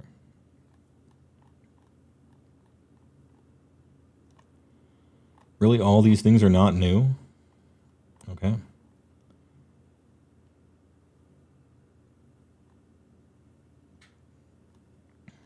Am I only looking for purple tabs? Okay, updated. Here we go. Rules updated. Errata. Commands 4.0 shooting phase commands. Change the covering fire to clarify. Okay, so we're nerfing covering fire again, huh? Pick a friendly unit that did not use a run ability this turn, and that is not in combat to use this ability. Then pick the closest enemy unit to that unit that can be picked as the target of shooting attacks to be the target. Resolve shooting attacks for the unit using this ability against the target. You must subtract 1 from the hit rolls for those attacks. Okay, the big change here is I'm pretty sure you used to be able to redeploy and then shoot, was it? And redeploy counts as a run. So this should stop that, I think. It's not too late to admit that this whole thing was a mistake and never have shooting on your opponent's turn be possible in any situation. I liked that better.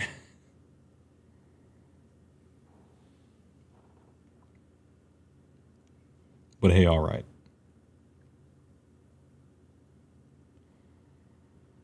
Positive, you are in the minority, but you really want faction terrain rules for COS. Gives you a reason to make a custom themed terrain piece. I don't know if you're in the minority or not, but I think it's closer than you might think. A lot of people don't want a terrain feature for their army because they don't want to have to buy the fucking thing, and they usually suck. Like they're worth taking, but they're annoying and not fun enough to make you like sad about it, even though you got something for free. That's the general consensus. And then the other half are like, the Bad Moon Loon Shrine looks cool. I like it. It looked cool. So they're not wrong either. They had an FAQ that allowed units to redeploy and use covering fire, but it is still in there. Okay, so they're going to have to update the FAQ to stop that as well, which I imagine they will do.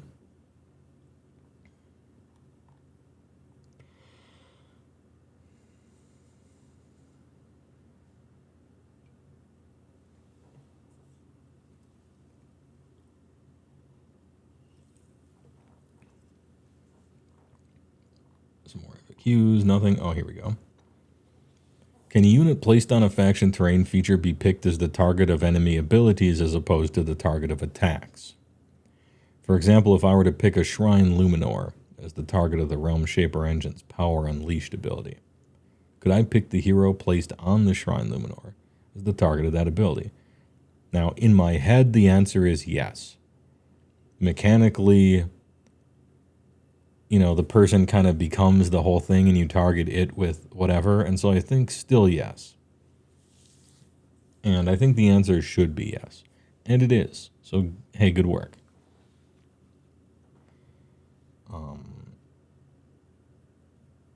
Yeah, I think I agree. This doesn't seem too out of left field. Good answer.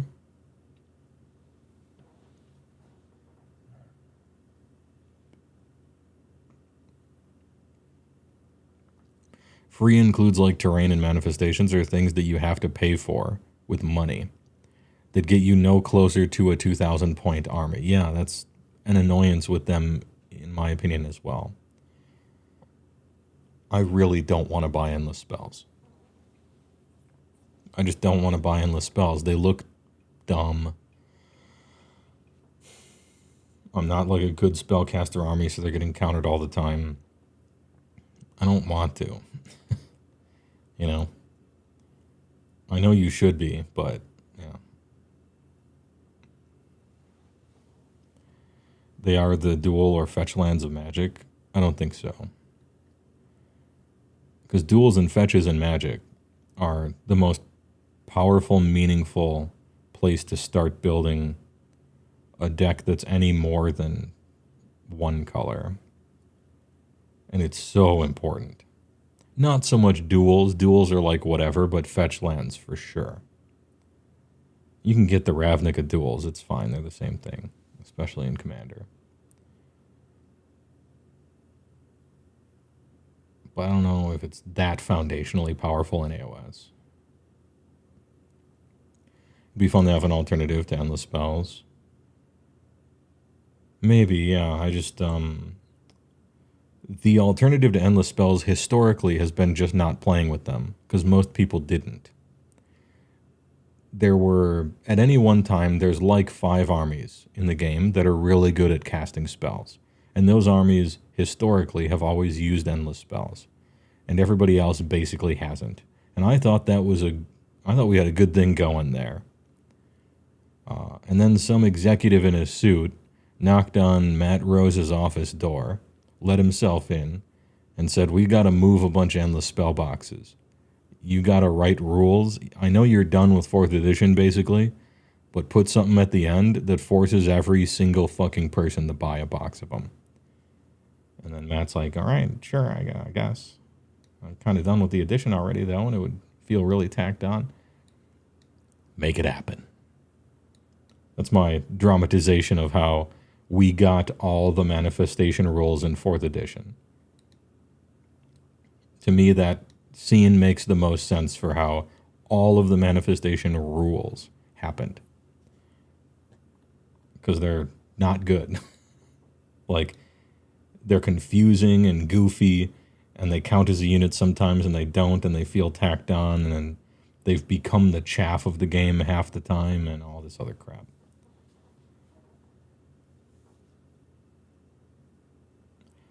Path to Ignore, don't care. Rules updates. Oh, all right.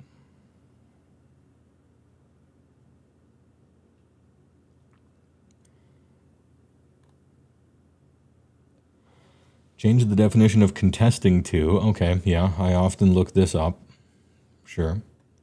Models contest objectives within their combat range, which would be 3 inches.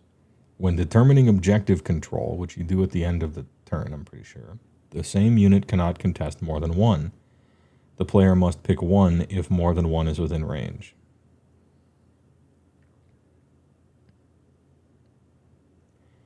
So does this mean, let me ask a follow-up question to this. Models contest objectives within their combat range. So it's conceivably possible, although I don't think this works on any battle plans, but let's just say someone has kicked an objective with a Kraken Eater or something. You got a Mega Gargant who's standing on 2 objectives. He is contesting both of those during the turn. And then when it comes to determining control at the end of the turn, suddenly he has to pick one and he's only contesting one of them.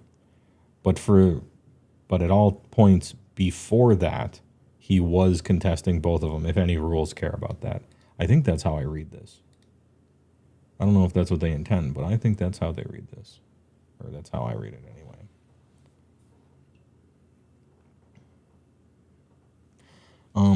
Tantalizer. Thanks for the first time chat. Hey, never played tabletop. Played many Warhammer games. Is there an equivalent to play tabletop in a virtual way? Yes, there is. It's called TTS, Tabletop Simulator. We got a real thorough, big AoS simulator thing on there. A whole bunch of scripts are in it, a whole bunch of automation, a whole bunch of dice rolling. You can, click subscribe on Steam to people who have basically all of the armies in 3D form that you can move the stuff around. Tabletop Simulator. On Discord, we got a whole thing about how to set it up. It's like $15 or whatever. It's pretty snappy. It's good to play. It's good for testing. It's no replacement for the real thing. But if you just want to play a game or figure out if you like something before you buy it, or if you're playtesting for the game, it's a good one. Tabletop Simulator. Anyway, where were we?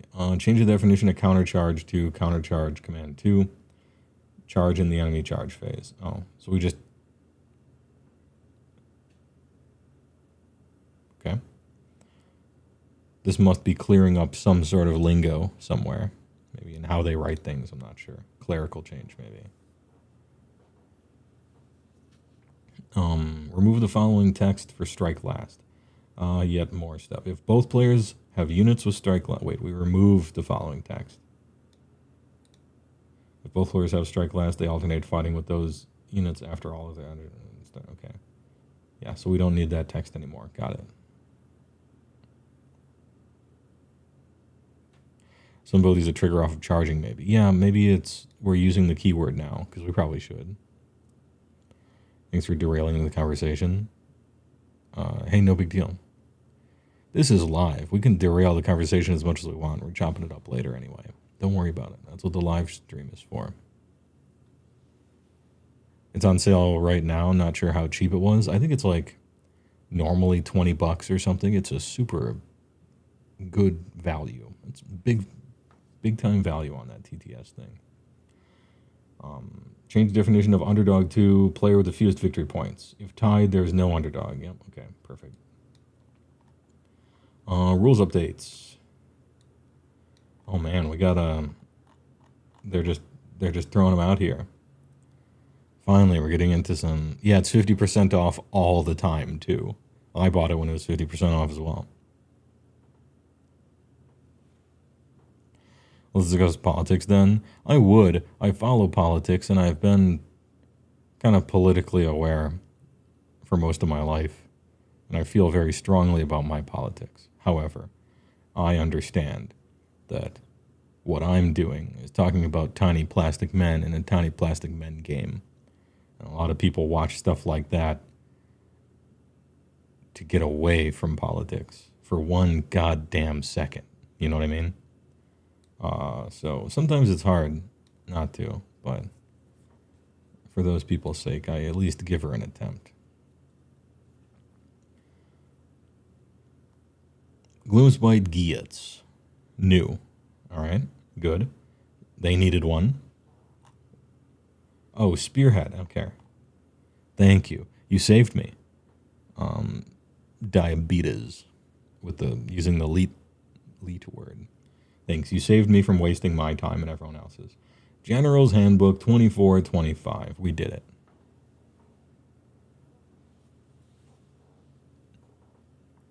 All the 24-25 season rules have had important updates. See page 2 of this document for the changes. Well, right now I'm on page 58. So shall I now go to page 2 for the changes? Is that what I should do? We already looked at that. Anyway, hey, all right. Rules updates, faction packs. Here's the big one.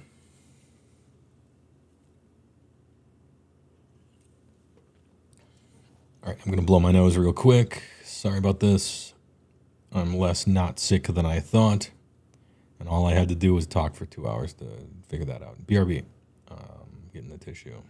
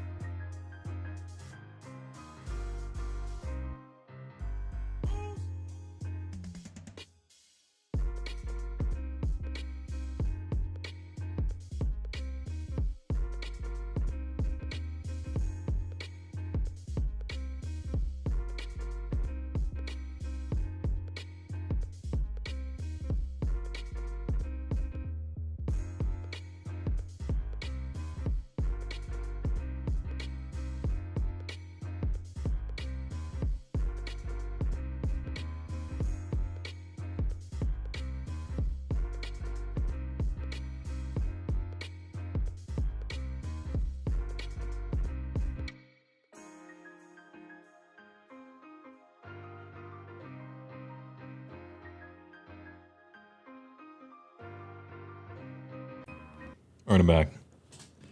Sorry about that. Guess that a new rulebook for Age of Sigmar just dropped. No, it's a big balance patch update. They do these like quarterly now, which, you know, it's kind of tough to stay current sometimes. But also, boy, did it need it. And it needs more than just this. But everything I've read so far has been good. So we'll take that to heart, I guess. Blades Gorn. In the declare step of all blood tithe abilities replaced, you can use this, blah, blah, blah. Now you can use them once per phase. Huge. Instead of once per turn. Big. This essentially means you can murder, lust, and. For the most part. Now, you're not, like, swimming in blood tithe all the time, so it's not going to be like, you know, you're using one every single phase of somebody's turn or something like that. But it typically means you can counter a spell and then murder lust, maybe. This is cool. Simply, this is a win for Khorne. Good change. Think of how far we've come with Blades of Khorne. You used to spend 2 of it, and if you had 11, it would get rid of all that. It would flush the rest of them down the toilet. And now we're all the way to their rollover minutes, just like everybody else's thing. You're using them once a phase now. Great work. Next up, Aspiring Deathbringer. In the effect of Furious War Leader, replace the last sentence with add 1 to wound rolls attacks made by this unit and the target for the rest of the turn. Add 1 to wound rolls for attacks made by this unit and the target for the rest of the turn. So does that mean the enemy unit you're fighting gets a bonus to wound rolls? In Khorne, this isn't too big of a deal because I've played against Khorne a few times. If Skull Reapers get into anything, they won't have any wound rolls to be making because they'll be dead. This clears up a timing issue with the original warning. Oh, okay. All right, cool. I like the designer's notes. Thanks for letting me know. What else? Fusil Major on Ogor Warhawk. The cool model and has a neat ability, I think. In the effect of marked targets, replace add 1 to hit rolls for shooting attacks with add 1 to hit rolls for attacks. Big. Oh, just straight above. Yeah. I mean, he can work on melee too. Great.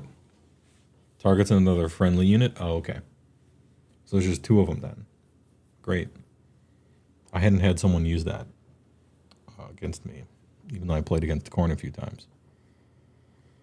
Yeah, so I don't play Cities of Sigmar, but when I looked through their index, I thought the Fusil Major on Ogre Warhawk looked really good, and I wanted to play with it.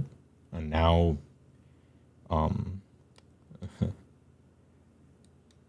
seems like an auto-include maybe. I don't know the ins and outs of what your drops are or how many points you have left, but looking good.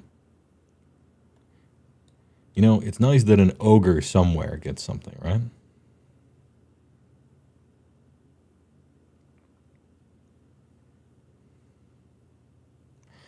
We've ripped into GW for bad layouts and lack of context. I think they did good work on this one. Yes, they did. Yes, they did. Sometimes I make fun of Games Workshop for doing a bad job. However, I'm just being honest. When they do something good, you gotta say that they're doing it good. Otherwise, you're just like a, I don't know, like a vibe vampire who just slurps all the good feelings out of everything. You don't want to be the guy complaining about stuff always, right? Or maybe you do. I don't know. It seems pretty popular. Talia Vedra. Change the effect to lead from the front to for each target. Add 1 to wound rolls, combat attacks made by that unit for a turn, and a 5-up ward. It's just that easy. A 5-up ward. Damn, Talia Vedra, you can lead that thing from the front. That sounds great. Does anybody play Talia Vedra? She looked a little fragile to me. A little not sure what she's trying to do. On first look. But again, I don't play the army, so I'm not sure.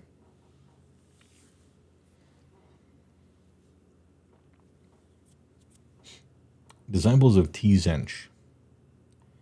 Oh yeah, feel free to comment if you play one of these armies. You can, you know, vaguely kind of know most stuff, but if you play an army, you have such a better insight into it, I think. There was, oh, that's the only way to get +1 to wound. So it's cool with Cavaliers. Okay, interesting.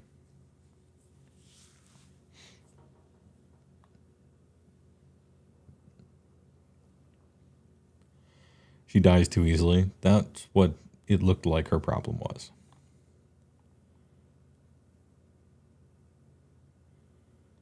Rest of the turn for the 5-up ward. Okay.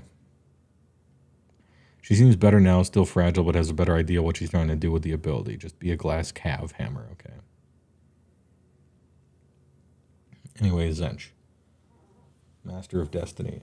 Cannot be modified by other friendly abilities except for those that apply negative modifiers. Okay. And then we have the previous burning weird flame stuff from before.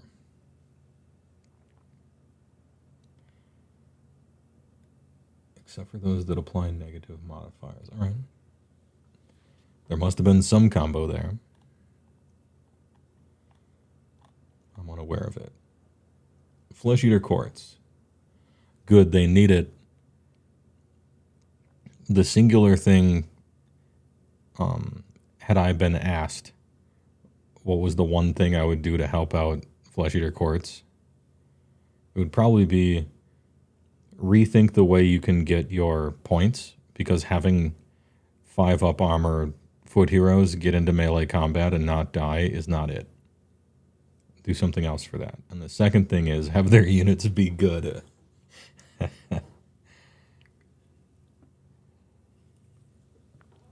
Anyway, sorry about that. What did they do? Add the following ability. Once per turn, army or hero phase. Address loyal subjects. gibbering, growling, and wild gesticulations are interpreted by the ghouls as a stirring speech in the midst of battle. Pick friendly FEC hero, roll a die. For each friendly FEC court unit wholly within 12 of that hero, including, I guess, them. For each 5-up, give 1 noble deeds to the hero. Good. 5-up is rough, but at least you don't have to wade into melee combat. Good. Good change.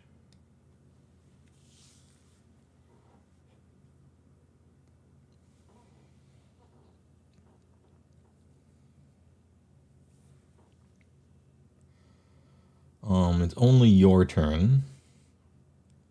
So once per battle round.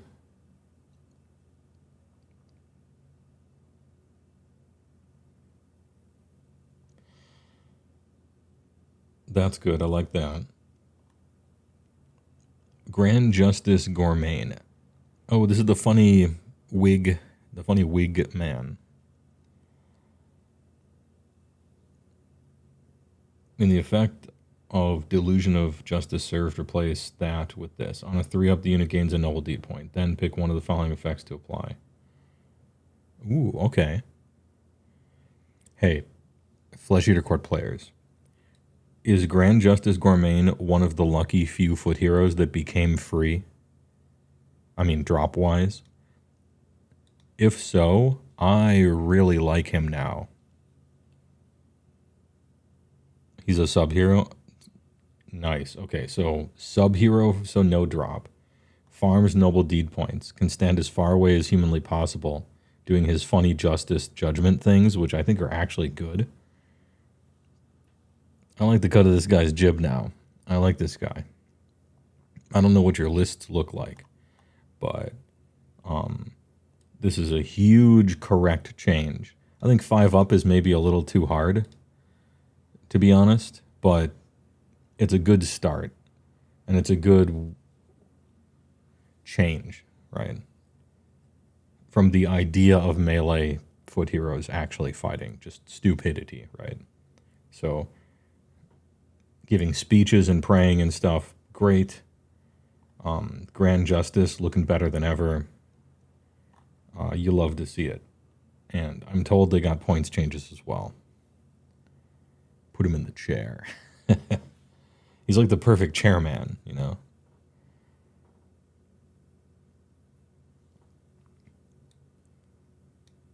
Really, like, yeah, Diabetes pointed out, FEC, the army, was kind of like, here, you have Big Usharan. You have Big Ush, right? And he's kind of like fun and cool looking and awesome. And he's like the only way you can really farm those points. And so they needed to steal that idea and give it to kind of everyone. Anyway, that's awesome. Flesh Eater Courts definitely needed it. And these are all moving in the right direction. Great work. So, as far as Blades of Corn, I think this is like a meaningful, it's not, I don't think it's massive, but I think it really is meaningful. And you don't have to just hold on to it because you know you're going to murder, what is it? I almost said murder tithe, but that's not it. Murder lust, yeah. Now you can counter a spell every once in a while. Quality of life using your abilities. I don't know if people are going to use an Aspiring Deathbringer or not, but whatever. Cities of Sigmar, Fusel Major, nice upgrade. Talia, I'm not sure. Zinch, some combo closed. Flesh Eater Court, really good work. Again, I don't know about the 5-up, but very good direction to be moving in. What else we got? Gloomspite Gietz. Loon Boss on Mangler Squigs. Change the beginning of the effect of Bite the Moon to add 1 to hit rolls for attacks made with the targets. Oh, am I going to have to check the tapes here? What did it used to do? All right, we got a stinger for this.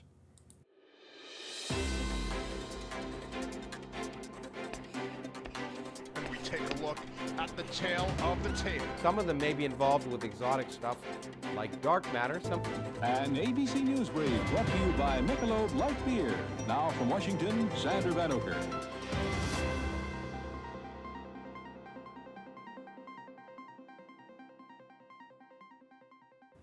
Now from Washington, Sander Van Oker.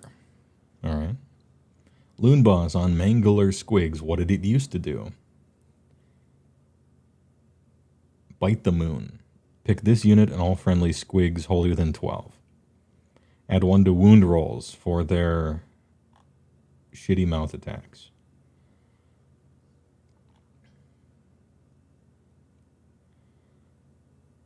Oh, and it didn't even improve their own because they were already wounding on 2s anyway. So it became +1 to hit instead of +1 to wound. All right. All right, good change. Still probably sucks, but good change. Hey, next up, fix that moon. The moon is terrible. And random, which is bad in a not fun way. And not fun. Troll players like getting +1 to armor, but everybody else. It's cool that you tried to do Tides of Death again, which was a very flavorful but also very strong and fun battle trait. You tried to do it with the moon and the phases and moving. Give up. We don't want to stand in quadrants. Rolling randomly is stupid. It just going away. Kind of being locked in the scrag route if you want to have any control over the thing. The moon's bonuses being wildly imbalanced amongst the little sub-factions in the army. The sub-faction that was already the best one gets on top of that the best buff. Weird. Anyway, for the new book, whenever you guys make it, start over from scratch on that moon. It's not worth iterating on. We need a reinvention. Anyway, hey, cool that you did the Loon Boss thing, but gets us like 4 armies in one book, so it's hard to recommend anything. Next up, Hidan Slanesh, Euphoric Killers. Speaking of abilities that should be scrapped completely as simply a bad idea, like the moon. Euphoric Killers, giving your opponent a buff is bad. Don't do it. No browbeats in this game. It's flavorful to tempt your opponent with stuff, but you're apparently incapable of doing it in a fun way. That unit has crit 2 hits. The unit's weapons, including Companion, have crit 2 hits. Good. Yeah. Once again, we're slowly getting rid of Companion, which was a bad idea. And so getting rid of that is good. Note that Sadistic Spike still doesn't affect Companion weapons. Well, hey. Call me when you get to the next patch. I look forward to seeing Sadistic Spite be able to work on Companion weapons. Companion was a mistake. Same with anime. Give me those big claws. Anyway, good work. I would like to see Euphoric Killers become fun in the new Battletome whenever that thing comes out. That's really important. And I would like for Hidan Slanesh basically not to be forced into a shooting army role. If at all possible. But whatever. City Busto, thanks to the tier 1, the Seif the Thief. Appreciate the sub.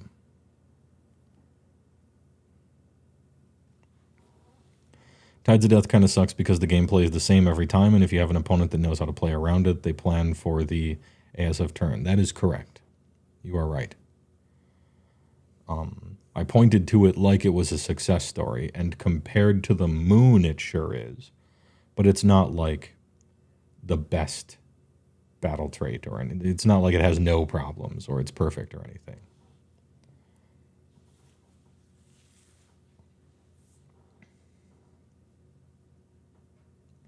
You can't get through the Trials of Chaos. Oh, Path of Exile? Trials of Chaos is real random, okay? So if you're doing the first Ascendancy, it's fine because you can just keep trying it. They let you keep trying with the same token. So literally, especially if you got bad gear when you're leveling up, or if you're just like a weak build or something, click have it open the door, walk in, and see what the first 3 are. If there's no free ones that don't do anything, just leave. And then click close, take the thing out, put it back in, open. So fish for a good one on your first one at least, which you're allowed to do on the first ascendancy. So there's a way to cheese it a little bit, which is fair because you're still leveling up and you don't really have a build yet. For the second one, where you have to get through all 10, thoughts and prayers. It's super RNG. And they don't give you the token back if you fail. Good luck. I haven't done my 4th ascendancy, as a matter of fact. That being said, I've only been able to try it twice. I haven't seen another token drop. Unlucky. All right, back to our regularly scheduled AoS from PoE. Karaudran Overlords. This is another one. Damn, I say this every edition. Do I say this every edition? Check the tapes. I probably said this every edition. KO is the army that gets rewritten and reimagined from the ground up every edition, and it's always wrong. And is either the most overpowered, doesn't even play the game, you're playing checkers, it's playing chess, or it's like mechanically unusable and trash, and it flips back and forth like a light switch. That's a problem. I dare say go back to the drawing board for the 3rd time on this one. Maybe it wasn't the coolest idea ever to have flying rhinos from Space Marines in AoS, but you asked for it, and now you got to deal with it.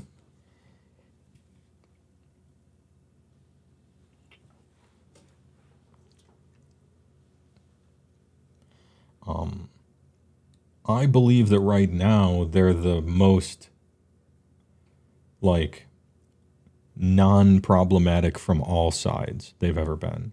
As in, they're not like total bullshit, but they're not trash. Win percent-wise, I think mechanically the army is still a mess, and possibly even more of a mess than it used to be. But I guess maybe that's a matter of taste. Anyway, in the effect of Sky Vessel cover, replace subtract 1 from hit rolls for shooting attacks with subtract 1 from hit rolls for attacks. Sure. Good. I don't know the...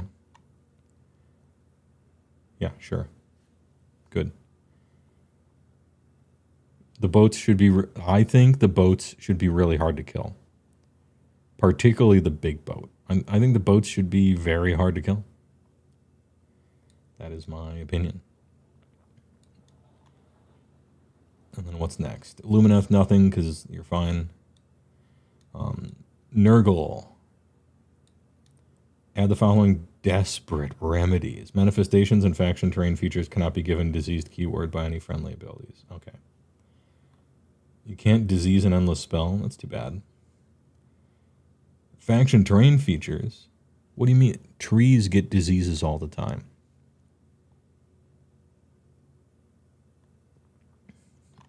Anyway, no actual changes, just like a little reminder text. Fine. Look forward to them getting something in the next one, though. Rules updates. Oh, spell lores, lore of malignance. Never mind. Maybe there's more here. Pick one of the following effects. Heal D3 the target, or subtract 1 from the wound rolls for attacks that target that unit until the start of your next turn. Okay. I thought that's what you did before. Unless I'm mistaken. It might have been, perhaps it was worded very slightly differently. They had heal if damaged, now you can choose. Oh, okay. Great, that's good, nice, yeah. So now, okay, you're missing, you have like 1 wound on you, you can choose to subtract 1 from wound rolls instead of auto-healing that last one. Good change. I'm generally all for giving players choices, like cast a spell, do this or do that, choose to do this or do that. You can put your terrain feature down or you don't have to. I like the optional stuff, but of course I would as a player. Anyway, good work. Plague Drones plus Ghoul Blight Lords. Add the following ability. This unit has a coherency range of 2 inches. Yeah, true. They had big wings. It was fucking annoying. Give them the, dragon, Stormcast Dragon Cavalry thing. Yeah, sure. Coherency range. Makes sense. Blowab Rotspawn. Nighthaunt. Oh, there's more. Okay.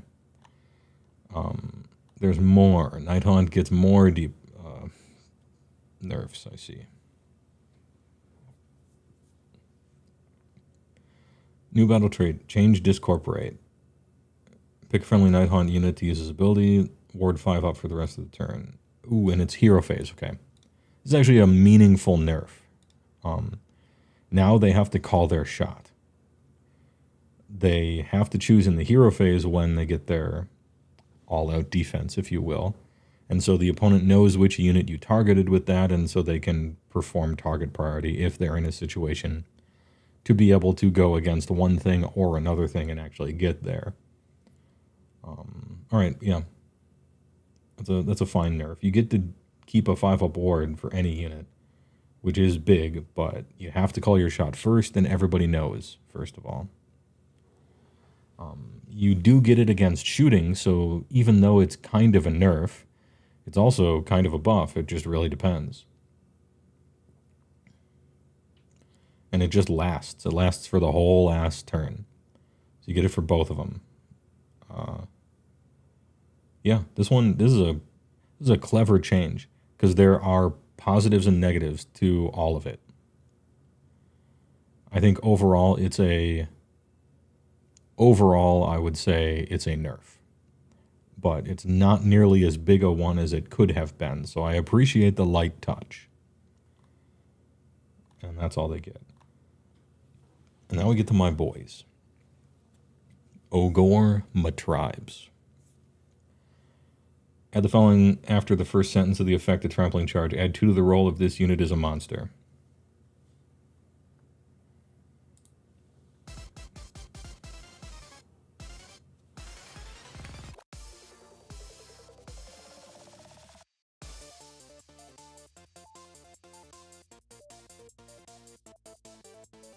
All right, I don't have the stinger where everybody cheers. I thought I did.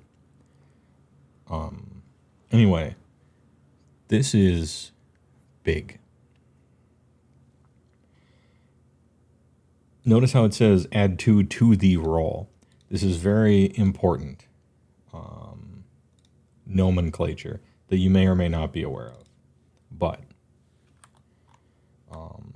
in Ogres, you roll a d3 on a 2-up inflicted amount of mortal damage on the target equal to the roll, which means you cannot fail. If you add 2 to the roll, you always get essentially a 3-up at least, right?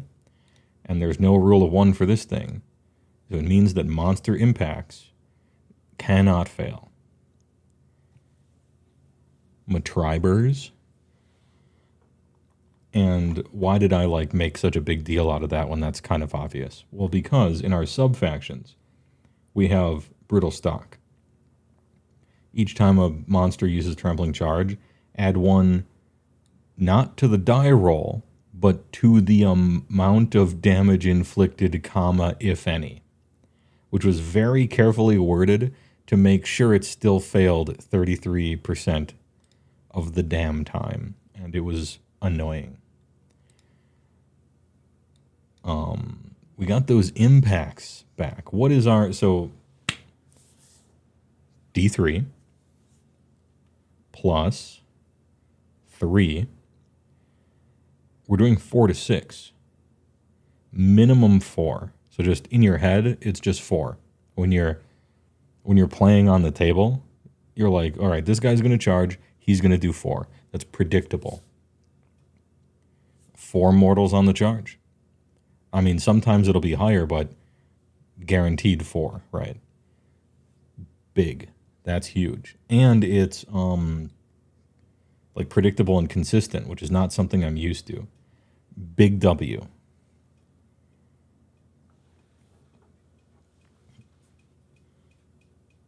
What does this mean? So what this means is, here are 2 facts. I'm going to tell you a fact and then another fact. for 2 facts. Fact 1. Our monsters are still terrible. They die easy. They do random-ass bad damage. And their abilities suck. But, and they die real easy. But they capture 10, that's good. And now they do 4 mortals on the charge guaranteed. Sometimes even 5 or 6. So I'm going to walk you through a prediction here, okay? If it's true that our monsters are bad at not dying or fighting or having abilities, but they capture 10, and when they charge, they do guaranteed mortals. How do you think Beast Claw lists will change? What do you want to do? If you have a Beast Claw army, and then they make this change, maximum trucks. Yeah. And not just maximum trucks, it's whatever the cheapest ones are. Because if they all basically suck, you might as well pay the fewest amount of points you can for capture 10 and 4 mortals on the charge. And so if this were a game where you didn't have to buy and paint stuff, the immediate army list for like Beast Claw players would be like 8 Thunder Tusk Beast Riders and like a Hunter or something, you know, just however many of the cheapest, shittiest guys you can, which to me is sad because I wish they were good. But even despite all that, this is a great change and very nice. Big change. Great work. Yeah, it's like that. No, I don't think you heard me. When I said all of the monster trucks that you have, I didn't mean a lot. I meant all of the monster trucks that you have. What else? We got prayer lore. Everwinter prayers. Call the Blizzard. If the chanting roll is 10, we'll change it to an 8. Okay, it's something. Not like a huge deal, but it's something. Change the value of Pulverizing Hailstorm to a 4. It used to be a 5. And in the effect, which means you can sometimes even cast it. And now it becomes an 8, so it's just doubling what the original starting number was. This is like, all right, that's something. Pulverizing Hailstorm still has some weird, problematic things that happen about half the time, but I won't look a gift horse in the mouth. And Call the Blizzard is still the least fun bullshit rule ever. That sucks and isn't fun, and I hate it. But it's easier to charge up now. It's something. All right, and that's it. That is way more, these 2 changes are way more and way more important changes than I thought we would get. This is a big deal. Monster charge thing, awesome. Wasn't expecting it. Really a big deal. The prayer lore thing, kind of whatever. Not very meaningful. I guess this turning to a 4 is something maybe. But I'm still pleasantly surprised that they did anything. I didn't think they would do anything. Well, actually, I did think they would do something because we were dead last. And usually they mostly ignore ogres. But when you're dead last, you get attention. So, nice.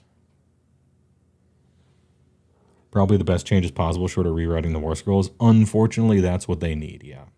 I don't mean rewrite like change the numbers. I mean like they need to figure out what their vision is for the army at all. Because the army used to be something and it's no longer any of that. And the only times Beast Claw was ever good in the meta is when your monsters were hard to kill. And they've never been trivially easier to kill than right now. So, I don't know. We'll see what happens when we move forward. But good change. I will be driving monster trucks into people. And I will guaranteed do mortals at least. Huge. Big fan. You don't get how the mortal damage works on a D3. Since it's a D3, you can only do max 3. It is D3 plus. And you do that many. So if you roll a d3, add 2 to it, and it becomes 5, then you do that many, which is 5. Sweet. Next up, Orc Warclans, which just got a Battletome that I heard undoes these good changes because they wrote the Battletome a year ago and they wrote these 4 weeks ago. So I wonder what's going to happen with that thing. Maybe we'll talk about it after I read these. Gore Grunta Gouges. Maw Grunta with Hacken Crew, Tusk Boss on Maw Grunta. It used to say each time the unit uses a charge ability, and that was really cool because there was a clever use of game mechanics where you could declare a charge, and declaring a charge does not have any targeting requirements or location requirements. You just say you do it.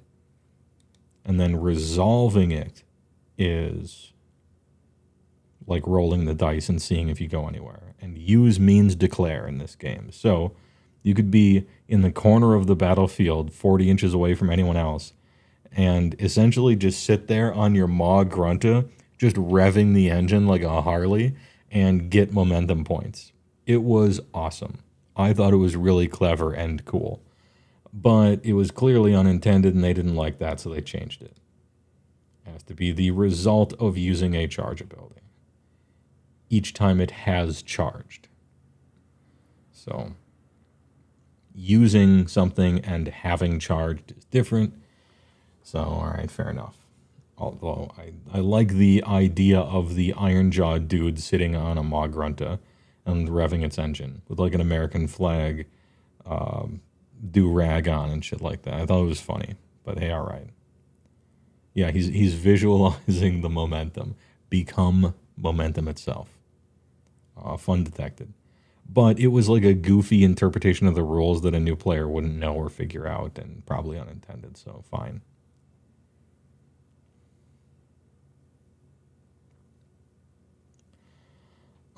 Crew Boys. So they did this, and then some other stuff. Now, the Battletome is coming out, and apparently it's just copy-pasted from the index, and it doesn't even have some of the Battle Scroll FAQs in it. And it made their teleportability way worse.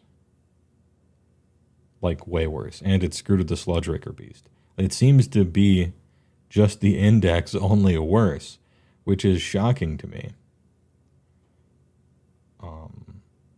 So I'm hoping that's somehow wrong. Which, it's almost more copium than I can even pretend to have. Like, I think I didn't have time to go through the video and screen capture everything, so we'll have to look over it later. But, sad.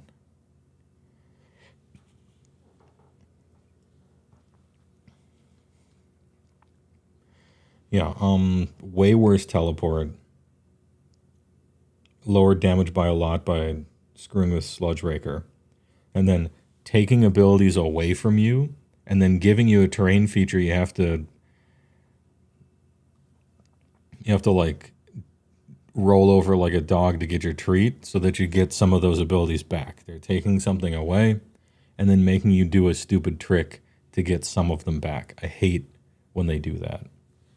As somebody who used to have a 5-up ward on my whole army, and now I have to overcharge a channeling prayer next to a terrain feature once per game to get it back for one turn only.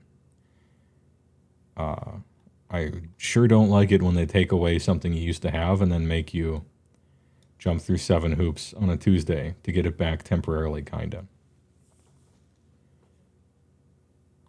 But this isn't a complaint about Ogre's time. Anyway, if the Orc Battletome thing is true, it's equal parts like laziness and bad. When I was on Vince's show 2 weeks ago, 3 weeks ago, something like that, I was on Warhammer Weekly to talk about destruction with Vincent the Body Bencharella. And we mostly agreed that Cruel Boys was the one success story in the entire Grand Alliance of Destruction. If there was a success story, It was Cruel Boys. Now, they weren't perfect, but it was good work, and it was fun. And they weren't problematic. They were 49%, something like that. So we were like, the one place you guys got it the most right is with Cruel Boys. So do more of that. And then the book comes out, and they undo that. The exact opposite. It's so frustrating. All right. The show was called basically Why the Grand Alliance Destruction Sucks. That was what the show was called. A little clickbait, right? But we decided to put a positive spin on it. You got to find something to praise them over. You can't be negative Nancy's. You got to be positive about something. And the thing we both, without telling each other, had secretly agreed to be positive about, they just sweep the leg. All right. And they brought back Big Wah, which is a horrible mistake. Just bad design mistake. When you have a massive soup faction filled with multiple armies worth of crap, you have the cream rises to the top problem. This is like in Stormcast, who has 100 war scrolls. This is old Cities of Sigmar that used to have 100 war scrolls, stuff like that. This is Big Wah. The cream rises to the top, except in a bad way. You have 2 armies worth of units. Okay, what's the singular best hammer? Okay, we'll use that. What's the singular best wizard? Whatever, we'll use that. Okay, and so you use the best 4 or 5 models of 2 entire armies, and then everything else is just swept aside, doesn't matter. Whereas before you could have had the best Cruel Boys stuff, and that's an army, and the best Ironjaw stuff, and that's an army. Now you have, well, you just play it as Big Wah, just play the best stuff. Anyway, bad idea. Don't like it. Stop the soup. Big Wah will probably be just strong.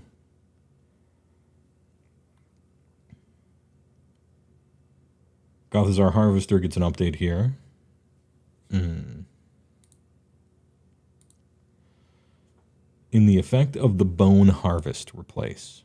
Each time enemy model in combat with this unit is slain to each time an enemy model from a unit in combat with this unit.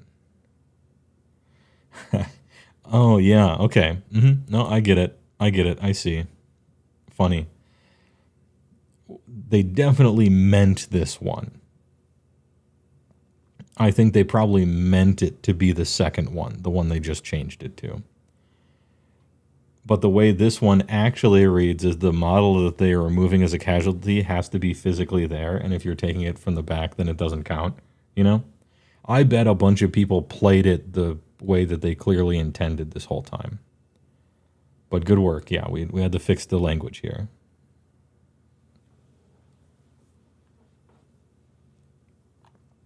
Anyway, good work.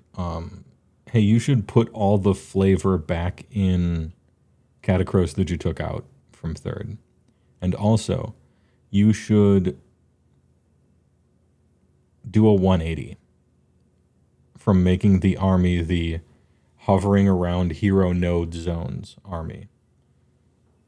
Because doing that this edition was a 180 from what they used to be. They were the only army in the game that didn't have to do the swarming around their own hero nodes thing. That was their thing.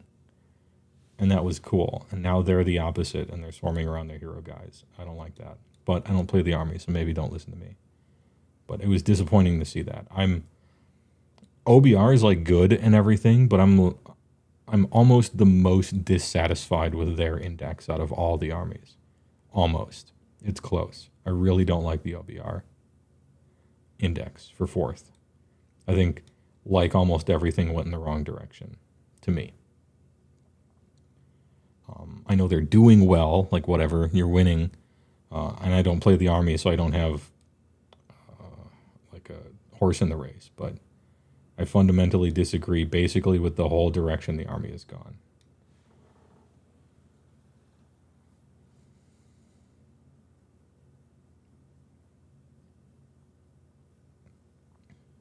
Also Blenderman. Seraphon. In the effect of Supreme, Master of Order. Replace. Add 2 to casting rolls for this unit with add 2 to casting rolls and add 1 to unbinding rolls. And banishing rolls. Okay, got a little better at casting spells and stopping spells from getting... Well, actually, just stopping spells from getting cast, but you see.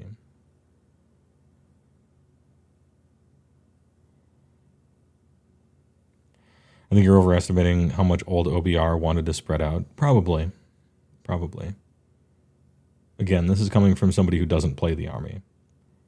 I just thought that almost thematically, they were the one, their army book was the one that invented the concept of unit champions being able to give commands. And now to see them regress all the way to hero circles like Khorne is sad to me. Now, you still wanted to be kind of close to them because, of course, you have like Bone Shapers and you got wizards and you got to cast spells on your own guys and all that stuff. Like, I get that.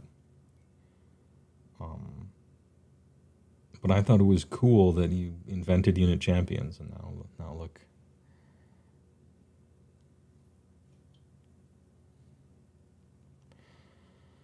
Anyway, croak a little better at unbinding. In the declare step of Celestial Deliverance, replace 12 with 18. Good. I don't even know what the ability does. Good. Ranges are too short in 4th. Also change the effect to inflict D3 mortal damage on each target. Good. Yeah, sure. I agree. Get rid of the bad D3. Do this for every other entire spell in the game. Every single spell in the game that's meant to deal damage or debuff an opponent that is 12 inches or shorter is bad. And that's like closer to being correct than it should be for such a sweeping statement. You know? Anyway, Ripperdack Tile. Currency range of 2. Sure. Yeah, they got the stupid wings. Give it to them. Sure thing.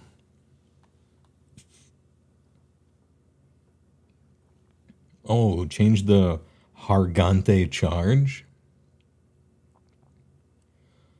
Once per turn, army, any charge phase. Pick any number of enemy units within 1 of a friendly Mega Hargante. Inflict D3. Note, the Rampage keyword has been removed from this ability.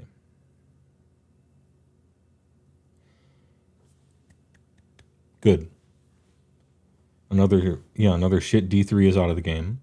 And notice how it says pick any number of enemy units within 1 of a friendly that charged. Does that mean 1 of them? If we're going to be grammatically perfect, it should say of any friendly Mega Gargant. Because it doesn't, does this mean that if I charge with 4 Mega Gargants, do I get to impact hit everybody, or do I only get to impact hit all the enemies around 1 of them, is my question. If we're going to be perfectly grammatical, it should be, I think, 1 of them, because it says A. It doesn't say any. But they haven't been that careful with their grammar in the past, so this to me is I'm not sure. It could go either way. If they typed 1, that would solve the question. If they typed any, that would solve the question. Leaving it A, it could go either way. I'm leaning towards all of it. Because otherwise, why wouldn't they remove the Rampage of it? I think. If I was running a tournament, I would rule it as any. Meaning all, right? Anyway. I do have an FAQ question about the FAQ, I guess. Good change. Yeah, I agree. A Mega Gargant running into you should just do impact hits. Yeah, they're the size of a 5-story building. their shoes are as big as a garage. If it runs into you, it shouldn't have to look over its shoulder and ask his wife if she already did impacts, because if she did, then he can't, you know? No, it should just deal a D3. In keeping similarly to the ogre thing, where when a Stonehorn runs into you, it should blow you up. When a Mega Gargant runs into you, he should kind of blow you up, and he should be able to do that even if his friend already did that. Good change. I think Gargants, I would like to see them get War Scrolls with time and effort spent on all of them next. There's only 6 units in the entire book. You can spend a little more time, I should hope, making that army interesting and having all of the War Scrolls be different enough. All Mega Gargant War Scrolls add 2 to the tax characteristic of Almighty Stomp and Almightier Stomp. A little damage increase. You love to see it.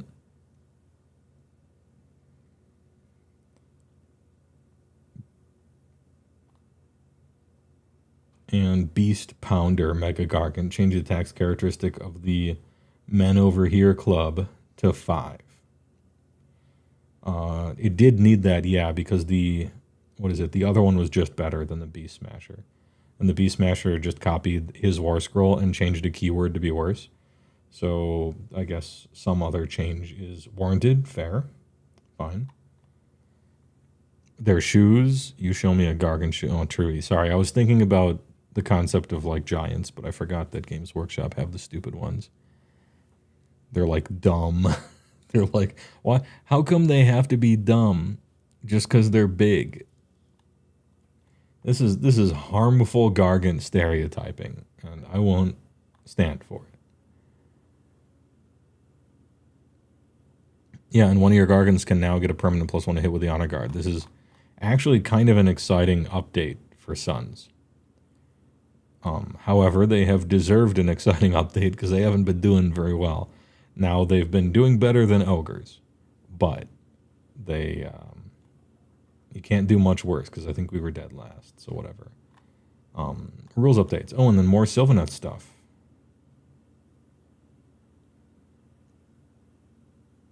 Holy was it? Oh, look at this. Uh-oh. Remember my previous ruling we just had? In the declare step of endless growth, replace Holy within 6 of a friendly wildwood with Holy within 6 of any. Damn, they know the difference between A and any. That actually puts more of a question mark on this thing. I would still rule in favor of all the Gargants dealing mortals. It's just less certain now, but I would still rule that way if I were running a tournament.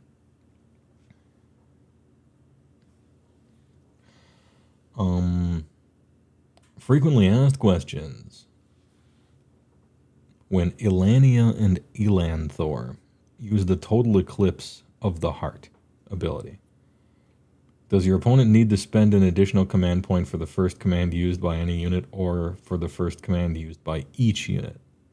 I should hope it's by any unit, and that is what it is. All right, yeah, it only works once. Good work.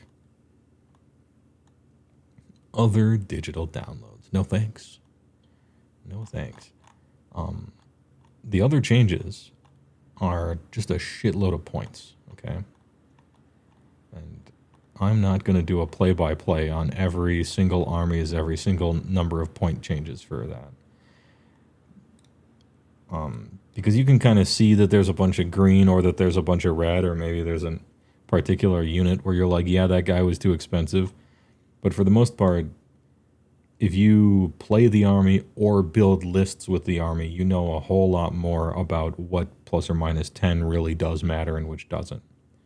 You know, so I'm going to be scrolling through these a little bit and then zooming in on some things that I know about for the most part. Every time notice over here we got green text right underneath notes. This hero can join an eligible regiment as a free guild veteran, which means they no longer cost a drop if you want to play one. Every time we see the green box on this side, it's a win. It's a win for building your army in a slightly more fun way. It's not fixed, but it's a Band-Aid. They see what the issue is and they're working on it. So even if the hero sucks, you'd never play him, he's trash, doesn't matter. This text over here is a good thing. It's moving in a good direction. Executioner is up. I kind of expected that. Hammer is up. Kind of same. Interesting fact, Nagash prices differently in different armies now. I suggested that they do that when I started playing the game in first edition. I said that Zangor should cost a different amount of points in Tzeentch and Beast of Chaos. Because it's two different armies using the unit, and so in one army it might be better than the other.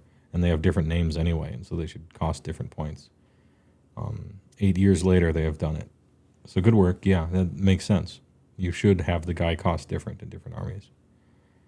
Because he lives in the context of those different armies, which might put value higher or lower on a, massive octocaster kind of thing.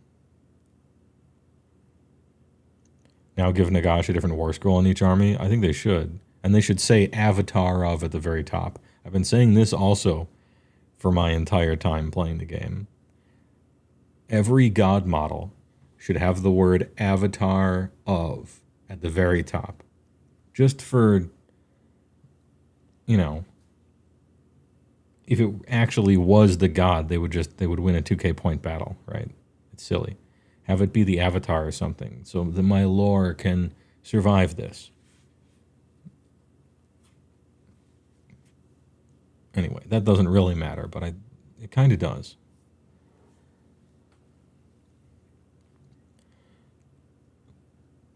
Also, Hammer is looking kind of good with that field captain on +2. I promise I won't say that too much, but every time I talk about anything, pretend I'm like, hey, +2 move is pretty good on those guys.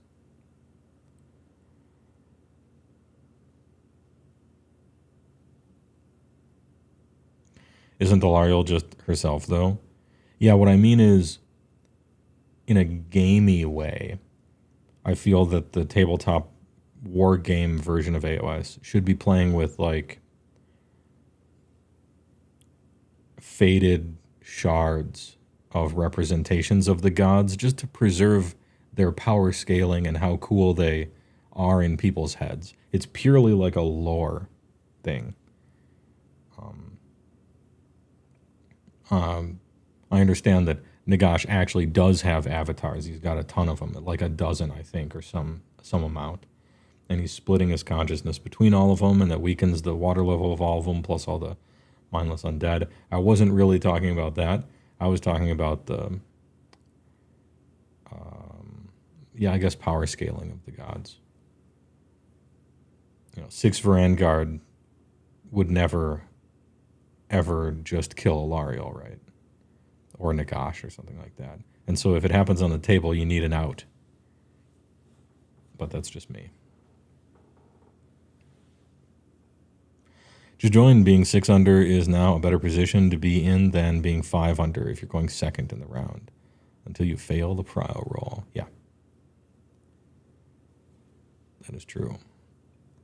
But it is harder to game the system of, oh no, I'm the underdog, but I'm actually winning. That thing that was too easy to do.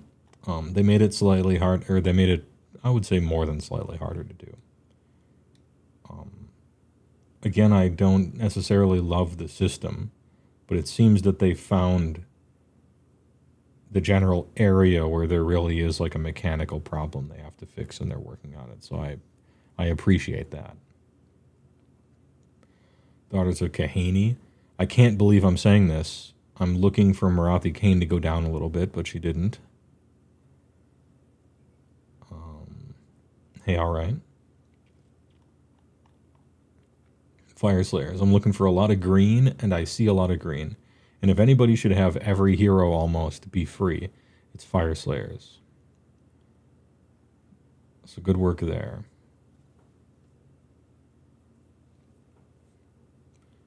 A lot of little tiny men with a lot of little tiny points decreases. All right.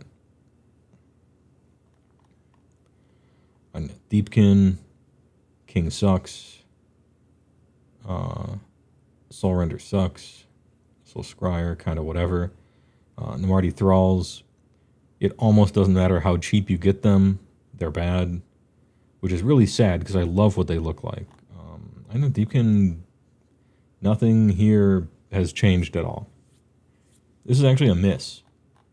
I've been seeing some kind of good, kind of whatever, kind of decent. IDK, I don't think this does anything. I mean, at least take 30 off the turtle, you know, for a nice round 450. We got to change the TU. We got to change the turtle unit.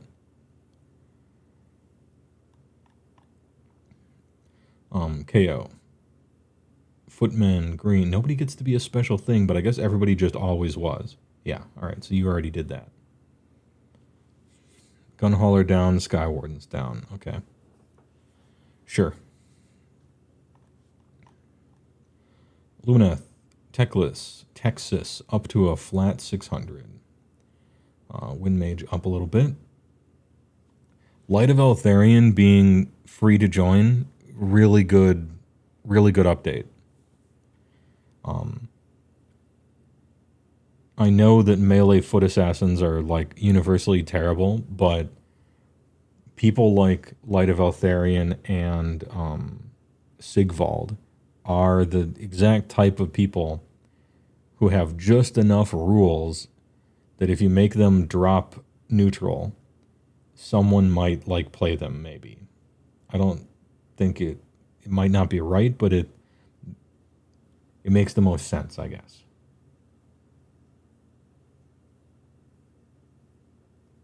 Yeah, and Bastion Carthalos and like whatever, maybe Chadakar, the foot version, something like that.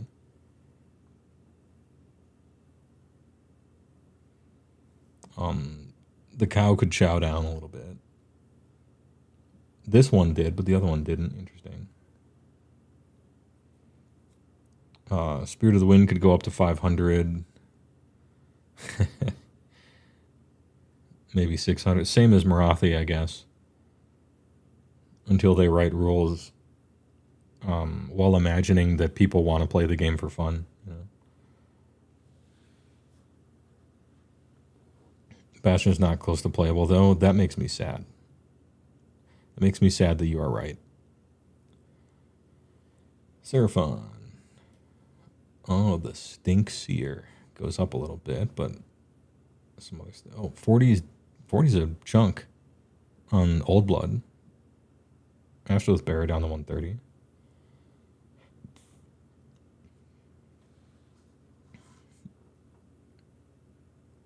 Yeah, a bunch of kind of bad monsters going down 40. Those are big chunks.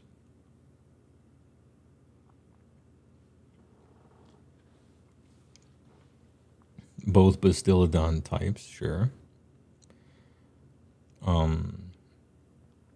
Hunters of Auto-Include go up. I can't believe they weren't even 100. Spawn of Choke Tech down 30. Good work. And all the stupid Flappy Boys go down a decent amount as well. Great. 70 is cheap. Stormcast Eternals. 1 million random ass foot heroes all become drop free. Great work. So many. Hey, you guys should write rules that make you want to play them next. The first one is making you not get directly punished for playing them with more drops. The second part is giving them War Scrolls worth a damn. Hey, good luck. You got a big job ahead of you. Almost like you shouldn't have made 100 of them, but whatever. Who am I? Iridan, brand new guy, already down 40. Good sign. I was very sad to see that War Scroll. Lord Vigilant goes down as well. Tormus the Redeemed, down 30, same thing. Castigulators. A lot of Dracodian Guard down, sure. The fucking Grift Hounds. Alright, fine. Fine, be that way. Annihilator's down, but what about the big hammers? Still 210. Yeah, look at the difference between offense and defense in this game. You know? In this game in 4th edition, look at the difference between perceived defense but kind of not really, and offense. 150 and going down versus 210. And also, I'm actually surprised they're still 210 because nobody's playing them. Unless I'm mistaken. Stormtrade Guard going down. Oh, okay. Nice. I have a question. Oh, wait. No, answer. Yo, hold on. These are monsters? Can you prize pig these monsters with the new season stuff?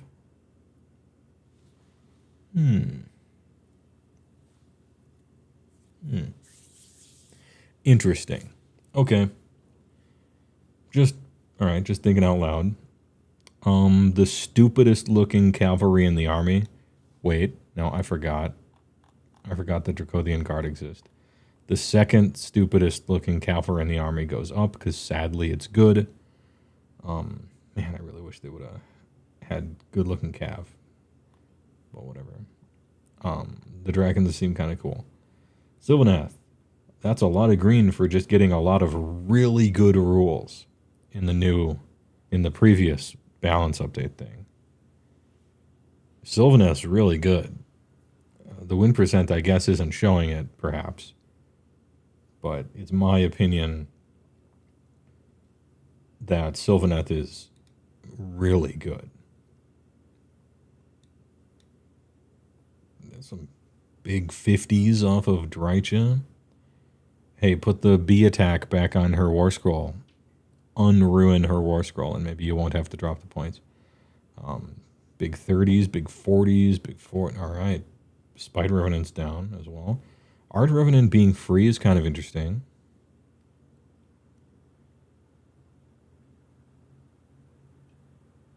Twist Wield, huh? Can't be reinforced, but... You know, stuff like this is starting to see play in this game. Very interdasting. I'm scared of Sylvanath. Beasts of Chaos. See you in June. No offense. Blades of Corn. A whole bunch of foot heroes here. Some of them, yeah, most of them became free in various ways. Ooh, and you can join... Okay, cool. You can make a Council of Blood in one regiment. Good change there. Scarbrand, keep going or rewrite him. Taking 20 off him is good, but 470 is nuts for that guy. Did you know that he can't even fly?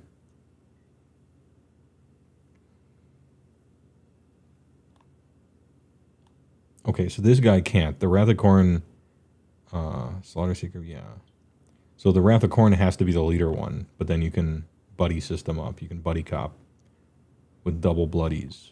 All right, sick. Crushers went down.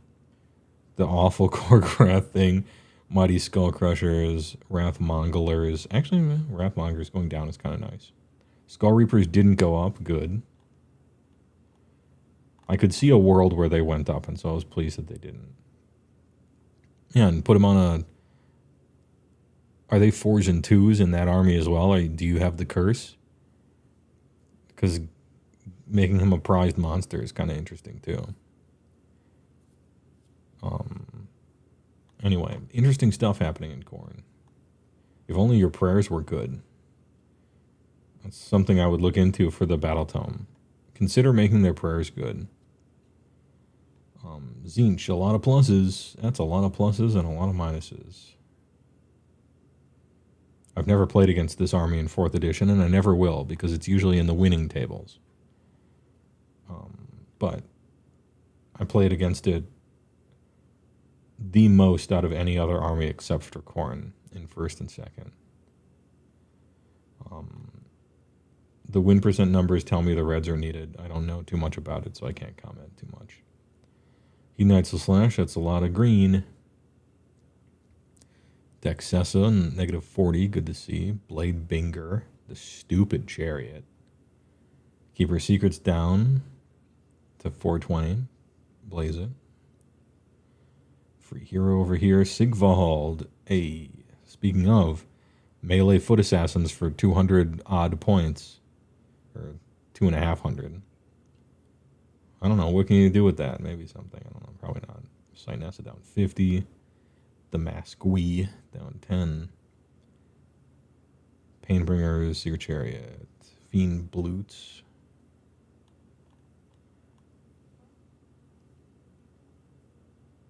Nurgle not too much. Kind of nothing really happening with Nurgle over here.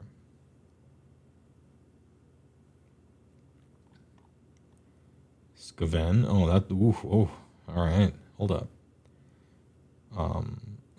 Claw Lord, 80. Will anyone buy him? Please buy him. Yeah, negative 20, negative 30, negative 40. Negative 40 on the brand new guy they just made, who sucks. Negative 20, negative 30. Negative 30, negative 50 on the brand new guy they just made, who sucks. 40 down on the Brood Terror.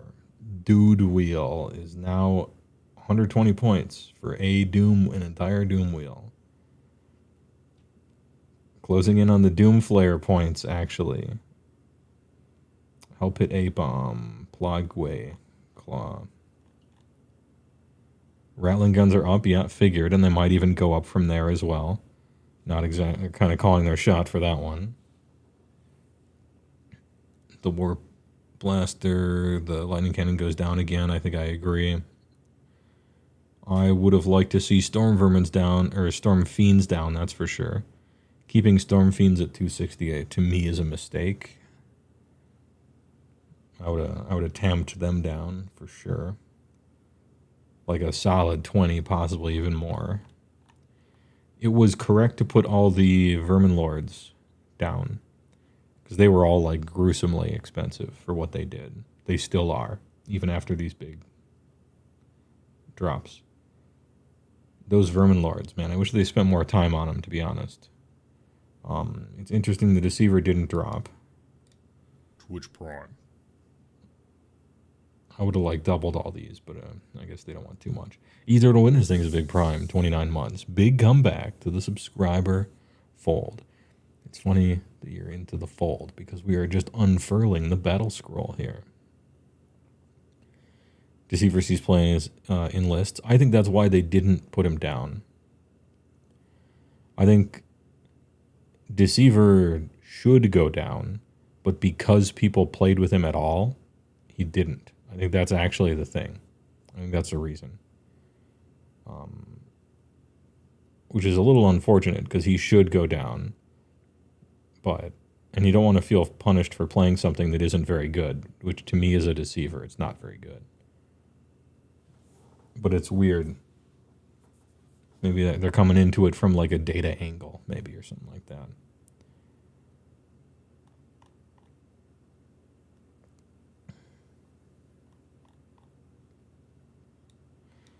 Slays the Darkness. Is this taking into account the new book, or?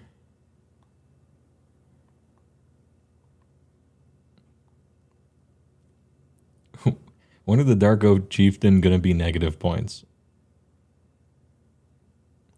Deceiver topped events. I saw that, and it's possible that I'm out of touch, but it doesn't look good. Like, Deceiver doesn't look good for his points. And yet someone managed to do well with him. So either I'm wrong or they got lucky or both. I don't know. Maybe it's a meta call. Maybe the player's just really good. Like, could be a lot of things.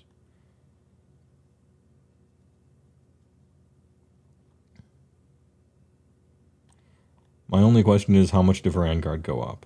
It's 10. Okay. Yeah, they're really good. Raptor Ricks go up 10 because it's illegal for... Yeah, and Chaos Furies go up 10. They don't want you to have sub 100 point farmers and slaves, I guess. Just like whatever. If you put all of them at 100, they would be equally used exactly. The bell curve would be a line across it because none of the things, any of them do matter at all. They're just whatever the cheapest thing with a high movement is. Matter of fact, I bet with Chariot at 80, I think a bunch of people might be just playing that instead if they want to buy some new unit to do the same job it used to do for 20 extra points.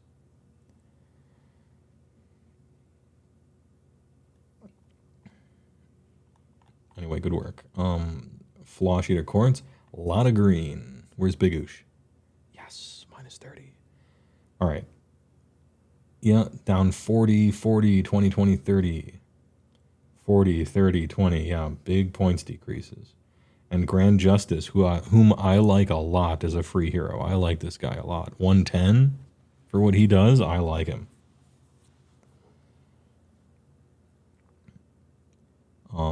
Ghouls minus 10.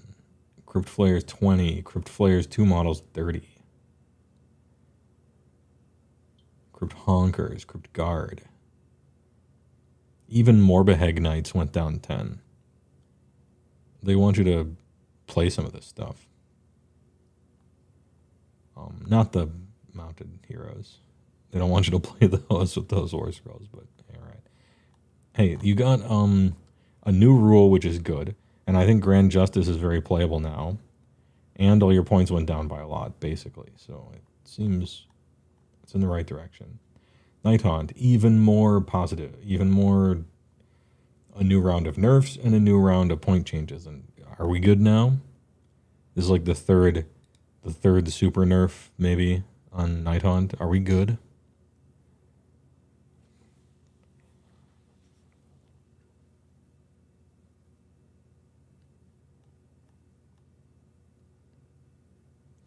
You might be lost in the delusions bit, but you think FEC are looking really strong out of this update. I'm not ready to say that yet. What I will say though is they're going to get that like most improvement award, like the biggest improvement award.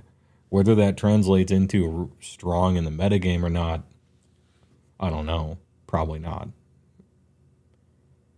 But definitely have some of the biggest improvement. And it's deserved.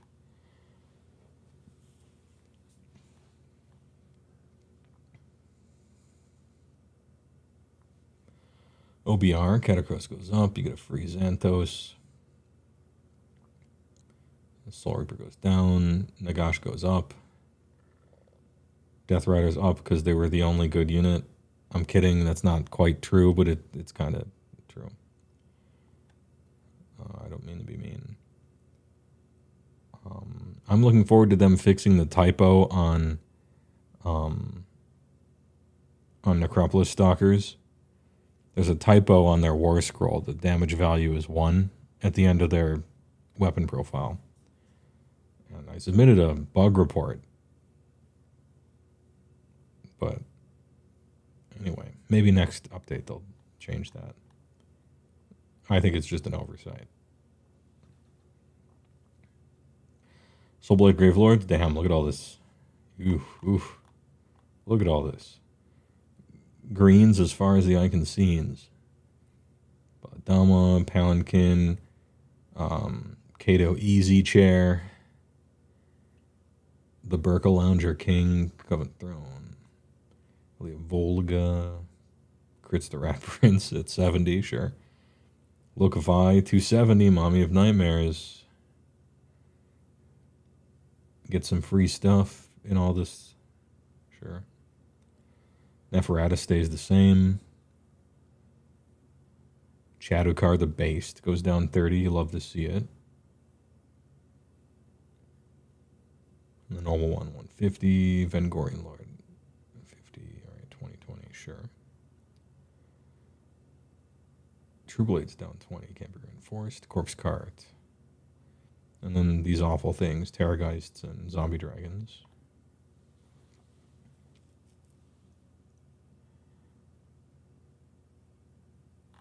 There's a lot of points decreases. How come this army isn't doing better than it feels like it kind of should? Maybe it's just real bad into the 3 best armies. Or maybe it doesn't have... Maybe it perfectly doesn't quite have enough oomph, perhaps. Perhaps it's oomhless, or it's light on oomph. It's got maybe not quite oomph.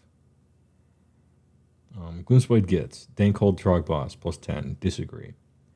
Squig Boss with Nasha Squig plus 20. Fine. This stuff negative, sure. Scragrot should go down. Spoders, Fire Sale.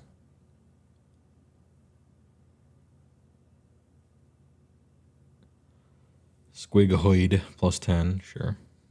Okay. You can get some free stuff in here, which is interesting.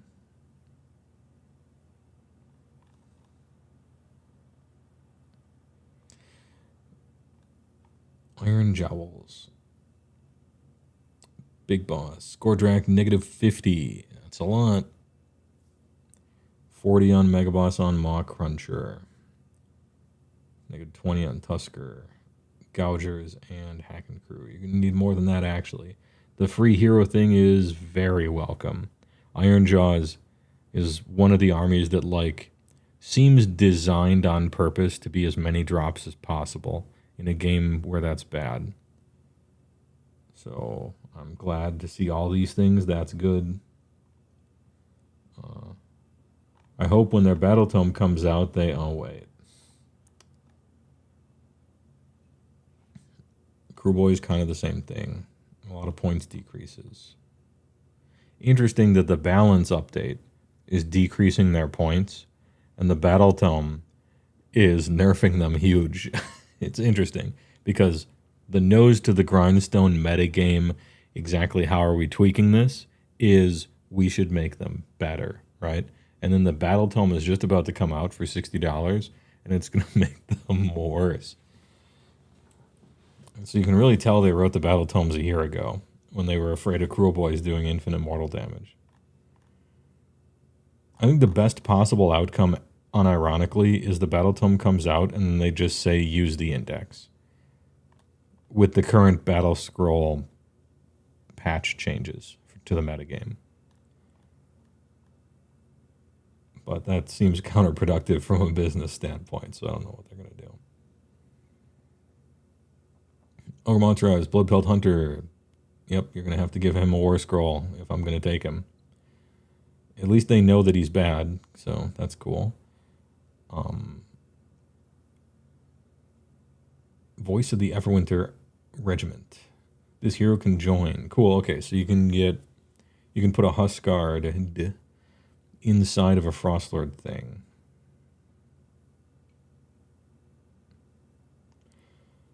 You do have to play a Frostlord of some type to get the buddy system in there. But you get a Pocket Priest, essentially, for free. That's interesting. No points changes, though. Icebrow Hunter went down again. If only he did something.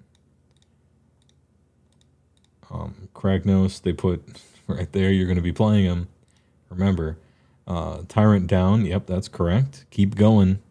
Yep. Until Tyrant is maybe 40 points cheaper than Butcher, until then, points don't matter in the game. Did we get our Noblar tax? Almost undone. Put it back to 100 maybe. I don't know. People don't really use chaff in 4th edition anymore. Gorger Mawpack down is very welcome. Very good. I think Gorger Mawpack is one of the... It's like the only unit in the whole book that's interesting. It's got a cool trick. And it does decent damage, I guess. It dies instantly, right? And it has problems, but I think like Gorger Mawpack is really interesting of a unit. I just think it costs 60 points more than it should. And they brought it down 20, so that's a good start. I'm very excited to see this as it moves closer to 200. I'm very excited about it. Yetis are trash. Iron Blaster is trash. Iron Guts, a touch expensive. They need a different War Scroll and a different job, I think. They should be the durable ogres. Lead Belchers need a rewrite. Man-Eaters need to be flushed. Mournfang goes down to 180. That's the correct direction for them, but the real problem with them is they don't have any real synergies in the army. And so you can't build an army around Mournfang. So you'll throw some in as the last few points of your list, but that's about it. And they just changed the rules so that monsters get the cool impacts, which makes you less likely to play Mournfang again. But that's the right direction for them. Good work. In the Battletome, I look forward to seeing them have a good War Scroll. And Ogre Gluttons, hey, we're going to tap the brakes. We accelerated too fast. We saw that Red Deck Wins was pretty good at the very beginning of 4th edition before anyone knew how to play. And it had a inflated fake win rate that was already down into the green zone by the time we killed Gluttons. So maybe 30 was a bit much. What about, we'll go back 10, okay? Maybe 30 was a bit much. Our bad. You went from 55% win rate to the literal worst army in the game after making only one unit go up in points, which kind of says something about the house of cards that is ogres. Can't wait for that Battletome. G-Well, thanks for the 10 Canada Allery dues. Appreciate it. Happy holidays. Out of this Battle Scroll update, would you say the points or the regiments, additions, changes are the better upgrade game-wise? The regiment additions and changes. Because it's a fundamental mechanic of the core rules that was bad. And it's so much more important to fix structurally problematic rules than it is to dirtle around with points, in my opinion. Like, the problem with the double turn being gamified, especially in 4th, army building kind of sucking. These things are really structurally problems for 4th edition. And whether or not my monster that sucks costs $320 or $350, whatever. Seeing that they're even willing to go into the meat of the game and fix those kind of structural problems instead of just kicking the can down the road for 5th edition it's wonderful to see that they're trying to tackle the actual problems, or at least many of them. This stuff here, this is like plus 10, minus 10. Make it look like, make it look like something happened. That's fine. It's good and it's cool. And sometimes armies are ruined and sometimes armies become good. But I'm looking for signs that they are interested in fixing and know what the main problems are with like an addition. So for sure the former. Good question. Thanks for the $10.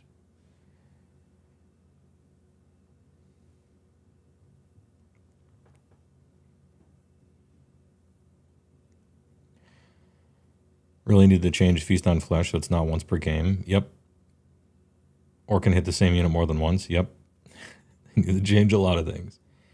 If they gave us back everything they took from us in 3rd edition, if they gave us back Overwhelming Charge, if they gave us back 5-up ward on every Stonehorn, they gave us back 3-up save on the Stonehorn leaders, the army would still get butt blasted into the stratosphere by Sylvaneth, by Slaves to Dark. It would get blown up. If you gave us back all of the stuff that we lost from 3rd, we still probably wouldn't be that great. If at all. So that's kind of an issue as well.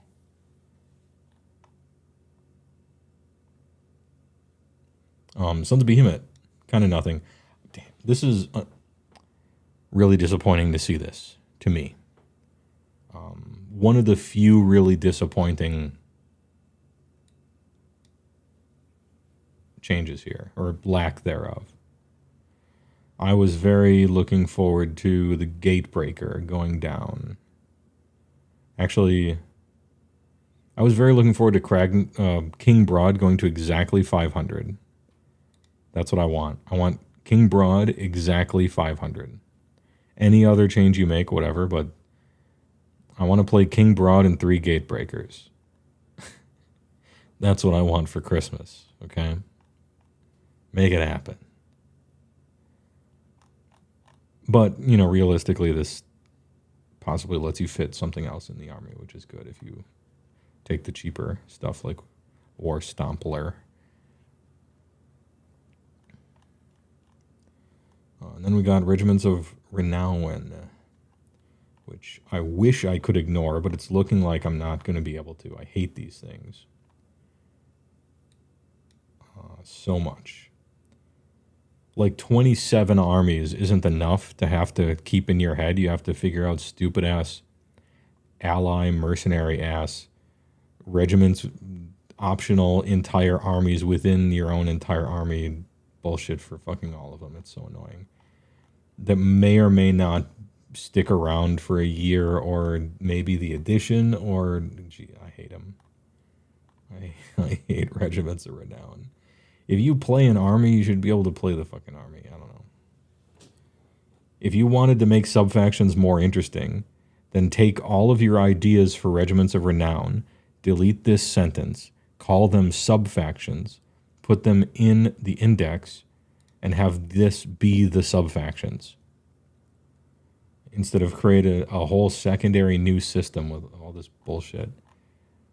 I'm mad. Anyway, apologies. Long story short, I don't like them. And at the end of the day, all the stuff in them could have just been sub-factions that were a little less restrictive than Regiments of Renown are, and they would have been more fun and more usable by more people, and instilled a bit more consumer confidence in their longevity as well. Anyway, thanks for listening to my TED Talk. I hate Regiments of Renown and Armies of Renown. In summary, this patch, this battle scroll, was very good. Great work, actually. Really liked it. Almost every change was good. They targeted some things more than others, but it's clear that they really are working on the foundational problems with some of the core rules and the addition, and indeed even some of the armies. We love to see it. This is good work. Awesome job. I sure hope nothing ruins this great feeling of success. Like Battletomes with basically no changes that nerf armies that aren't even good in the first place. Hey, all right. It's directionally good, but even seeing that it's directionally good is a huge improvement. Arpeh. Yeah, I agree. Arpeh. Battalion dies just to see it come back in another name that's more restrictive. Boo.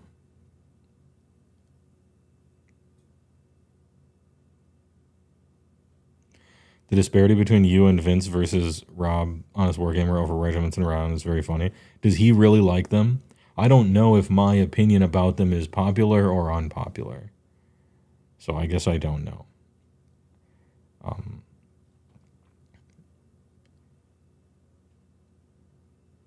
My anger with them is their transitory nature and how you could have given those armies all of that cool shit but instead you put it in prison inside the army instead.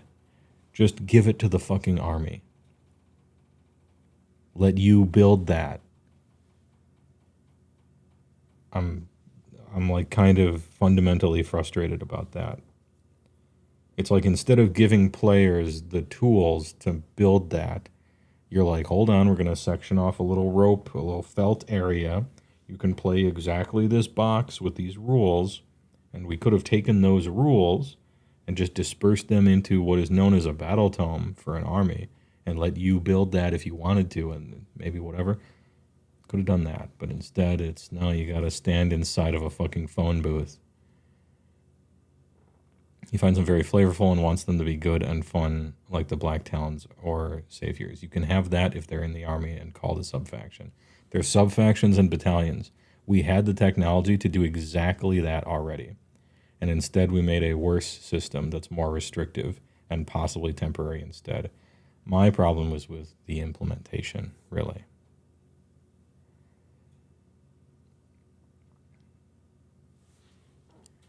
What changes do you think could be made to make going first more advantageous? Going first is bad in this game, and it kind of always has been, except for first edition. But that was the Wild West, and some people weren't really playing the game. Some people were playing AoS, and some people were playing a different game. How could going first be good? If you added more Alpha Strike to the game, then Alpha Strike players might like going first, but not really because they want to set up a double. The fact that battle tactics exist make going first even worse than it otherwise would have been, so battle tactics exacerbate the problem. Priority exacerbates the problem.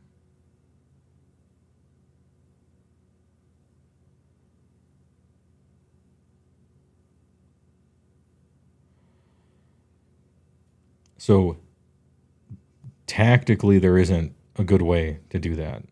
In first edition, I'll explain the one time that going first might have been cool, and we'll dissect why. So in first edition, you wanted to go first sometimes so that you could castle up. So that all of your wizards could cast all of your defensive spells so that you are invincible. And so that your general could use Inspiring Presence so that you wouldn't lose your whole army to Battle Shock if your opponent attacked you on the first turn. And so going first to certain armies, maybe a lot of them even, was advantageous because if your opponent went first, they could get you and the shields were down. The difference between playing against Teclis before or after he's given 5-up ward to his entire army and Dark Sun and all this other crap. Like, so the ways that you could make going first good is by giving armies shields that they can put up. You know, literally and figuratively, I guess.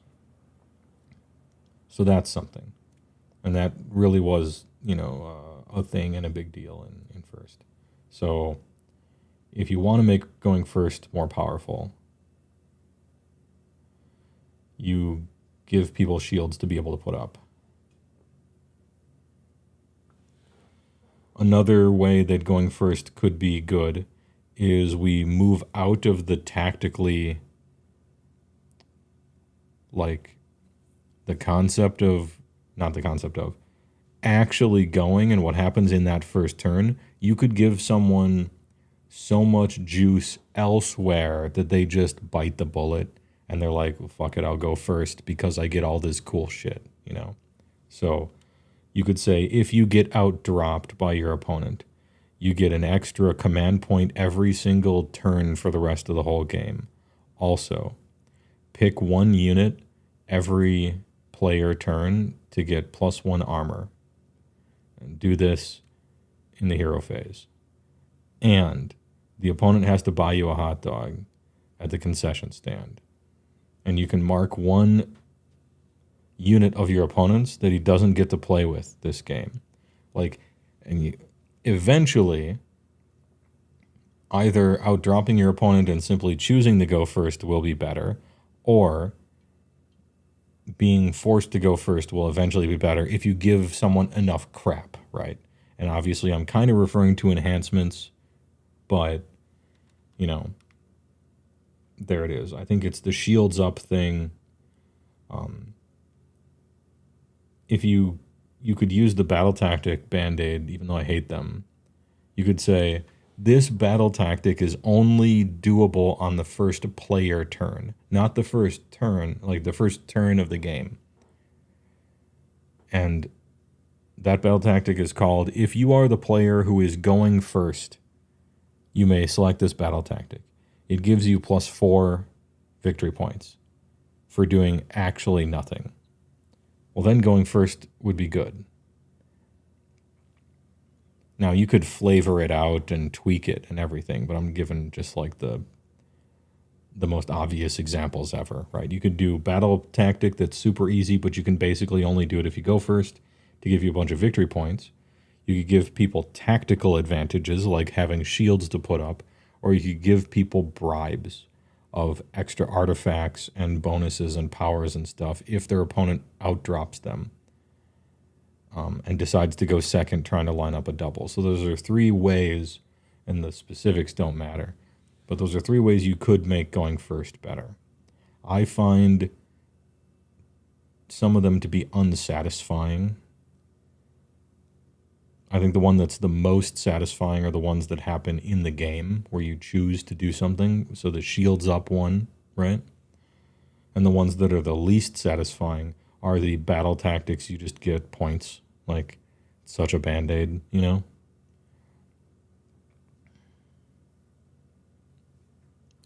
Randomly, we need food stand tier list at some point for the $1 dog to the local 4-H club brisket sandwich. Yeah, sure. Should get 1 enhancement per regiment. We are recreating battalions. We got rid of battalions, which I don't know why we got rid of battalions. I liked them. They were fun and cool. And then they got weird and not balanced and bad. And now they're gone. And I think a lot of things in the game are trying to, like, insofar as pick up the pieces and try to rebuild it, except worse. I don't think we should have. We should just get battalions back. And they're called regiments of renown. And they come with bonuses. And none of them are 1-drop. Or just drop the double turn. If you drop the double turn, you have to address so many fundamental problems with the game that you would be rebuilding it from the ground up to such a degree that 3rd to 4th would look like cake. I mean, if you got rid of priority, the game would have to change as much as Warhammer Fantasy to Age of Sigmar. I mean, like, when you start pulling on threads from a game design perspective, as it pertains to having a priority in your game, the entire thing falls apart. You got to redo everything, which maybe they want to do. I don't know. I wouldn't want to. That'd be a lot of work. I thought you were going to say Italians. No, we already have Italians. No. Drop player turns entirely, make every phase alternating activations like the combat phase. I've seen some skirmish games do that. The movement phase always feels weird to me for that one. A lot of running away and moving forward at the same time. You could fix all that, right? But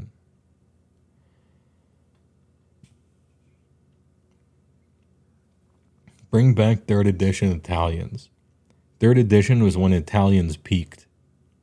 4th edition Italians, I mean, they're all right. But yeah, Gameception. You could do it. In fact, GW has made some games that act like that, right? But you're talking a complete game rewrite, which they're not afraid to do. They kind of almost did it a decent amount from 3rd to 4th, right? But anyway, long story short, this is a great balance update. I look forward to seeing more. I want more. You zoomed in and specifically really helped Sylvaneth. in a way that I can see someone could only do if they play that army. If you have armies that you're writing rules and trying to sell that no one plays, that's a problem. Because it's real obvious to the players which ones those are. This is great work. I look forward to seeing more. Battletomes continue to be dog shit. But that's probably not your fault.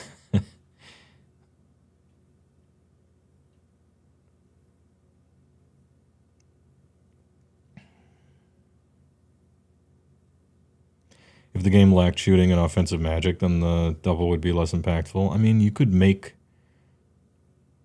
offensive magic work a lot like melee if you wanted to. Right now you have to spend a command point to do it once, but you could have the magic phase be kind of like the spell duel phase, where you just go back and forth. Same with shooting. Who got to activate that first unit the first time would still matter a lot, but anyway,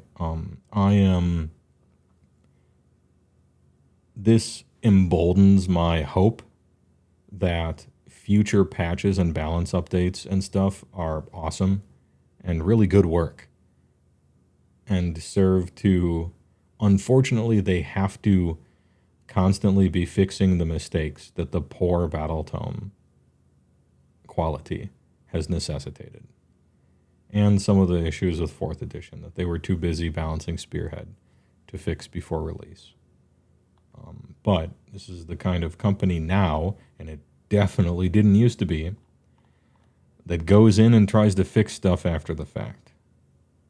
And it looks at data to do so for the first time ever. TY to Matt Rose, who, and when I say that, I'm not being facetious. I'm not using artistic license flowery language. I mean, they never tracked data of games for their game to determine whether something needed to be balanced or not. Matt Rose set up the infrastructure and wrote the programs that collect that data in the first, like he had to do that. He had to build that because they didn't do that. So I give him a little bit of a pass for some of that other shit. He's got a lot on his plate. Anyway, good work on the balance updates. The Battletomes suck, though.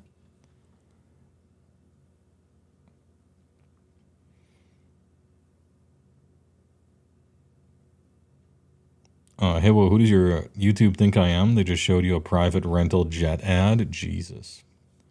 Well, it ain't me, that's for sure. I have a private apartment rental. I got that. You're thinking about your speech about how destruction should be life, and you think it can be transcribed into other issues of the game as it is, like, what is the purpose of foot heroes? Is there a way to have wizards, priest, foot heroes feel like they have a purpose to list beyond this is the caster, and this one prays a lot? I think those are, like, good. It's fine if you want to have foot heroes just be the caster or the prayer. You know, you have a little footman, they're cheap, and they either cast a spell, or they pray, or they have an ability that's basically one of those two, except it happens to not be one of those two for some reason because they wrote the words, right? But if you don't do one of those three things, you have no raison d'etre. Like, you wasted your time doing it. What are you doing? You know? It's kind of like making a magic card, like a creature in Magic, and giving it power and toughness 0/0. Except Magic is a good game, so that's actually cool in Magic sometimes, and it just wouldn't be in AoS. But maybe that's a bad example. It's like a pointless thing. Oh, a silver border card. It's like them printing a card that isn't legal to play with, a silver bordered card, right? Why? You know. Anyway, foot wizards are fine. People complain about the constant updates now, but it's better than the olden days when a broken army book. You would have a broken army book for sometimes multiple entire editions in the olden days.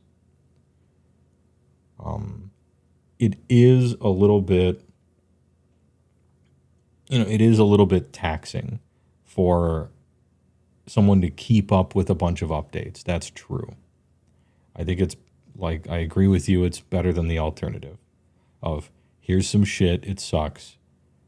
Literally 6 years later, it's the same shit. They used to run their games like that.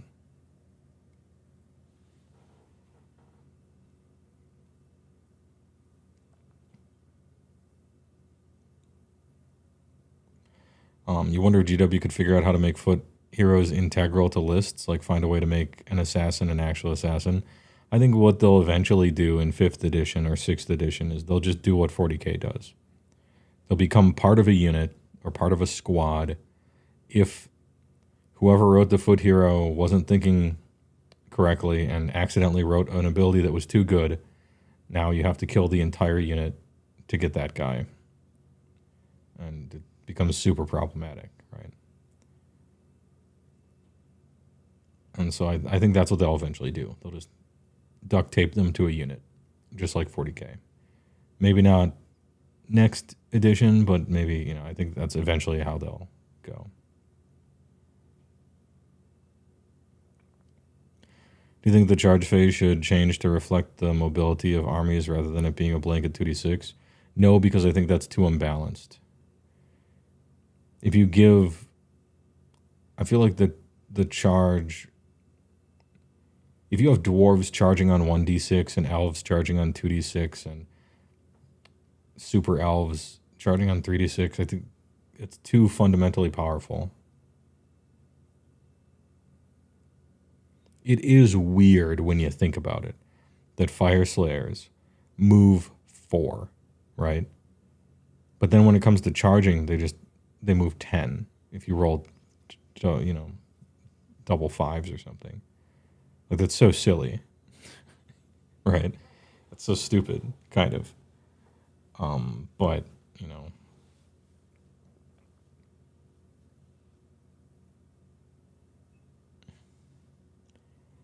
mostly I like they decided that the differences of the races and stuff should be movement phase based and not really charge phase based. Yeah, there's a little bit of 3d6 charges and there's a little bit of stuff like that, but it's, it's random spells or like buffs or something. They got that dog in them. Yeah, true. Oddly, a lot of destruction is kind of already life. Yes, that's true. Because that was the only logical place for them to go to try to pull ideas from, is by starting with destruction and then thinking about it for a second and then realizing that it should be life and then finding all of the life-related things that also could sound destruction-y and then pulling from those themes. They burrowed their way to it. That was the whole thing with Gur, the whole thing with, the phrase feels like a force of nature, right? That's the whole point of that. They started with the word Grand Alliance destruction, and then they worked backwards from that and found their way to what it should have been. So the diagram is life and death. But they're like, well, we'll just pull from the themes of it anyway. And it'll sound weird, but yeah.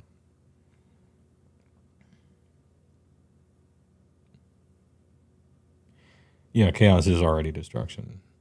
Trying to destroy the realms, yeah. Nature finds a way.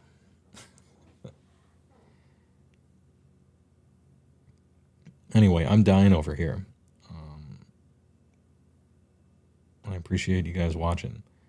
I kind of want to chat for longer, but I am congested. I thought I was cool and not sick, and then I talked for 3 hours, and who knew? Anyway, I'm going to turn on some Go Raid SJ. Is he live? Hold up. Do we have a... Hold up. Is SJ streaming? Oh, let's go. All right, he's playing Magic. All right. Big raid, okay? TY for watching. I'll give him a Christmas raid. All right? SJ Arcade at Twitch. TY for watching. Merry Christmas, you stinking animal. What was the Home Alone quote? I fucked it up. I couldn't remember. Filthy animal. It was filthy animal. That was it.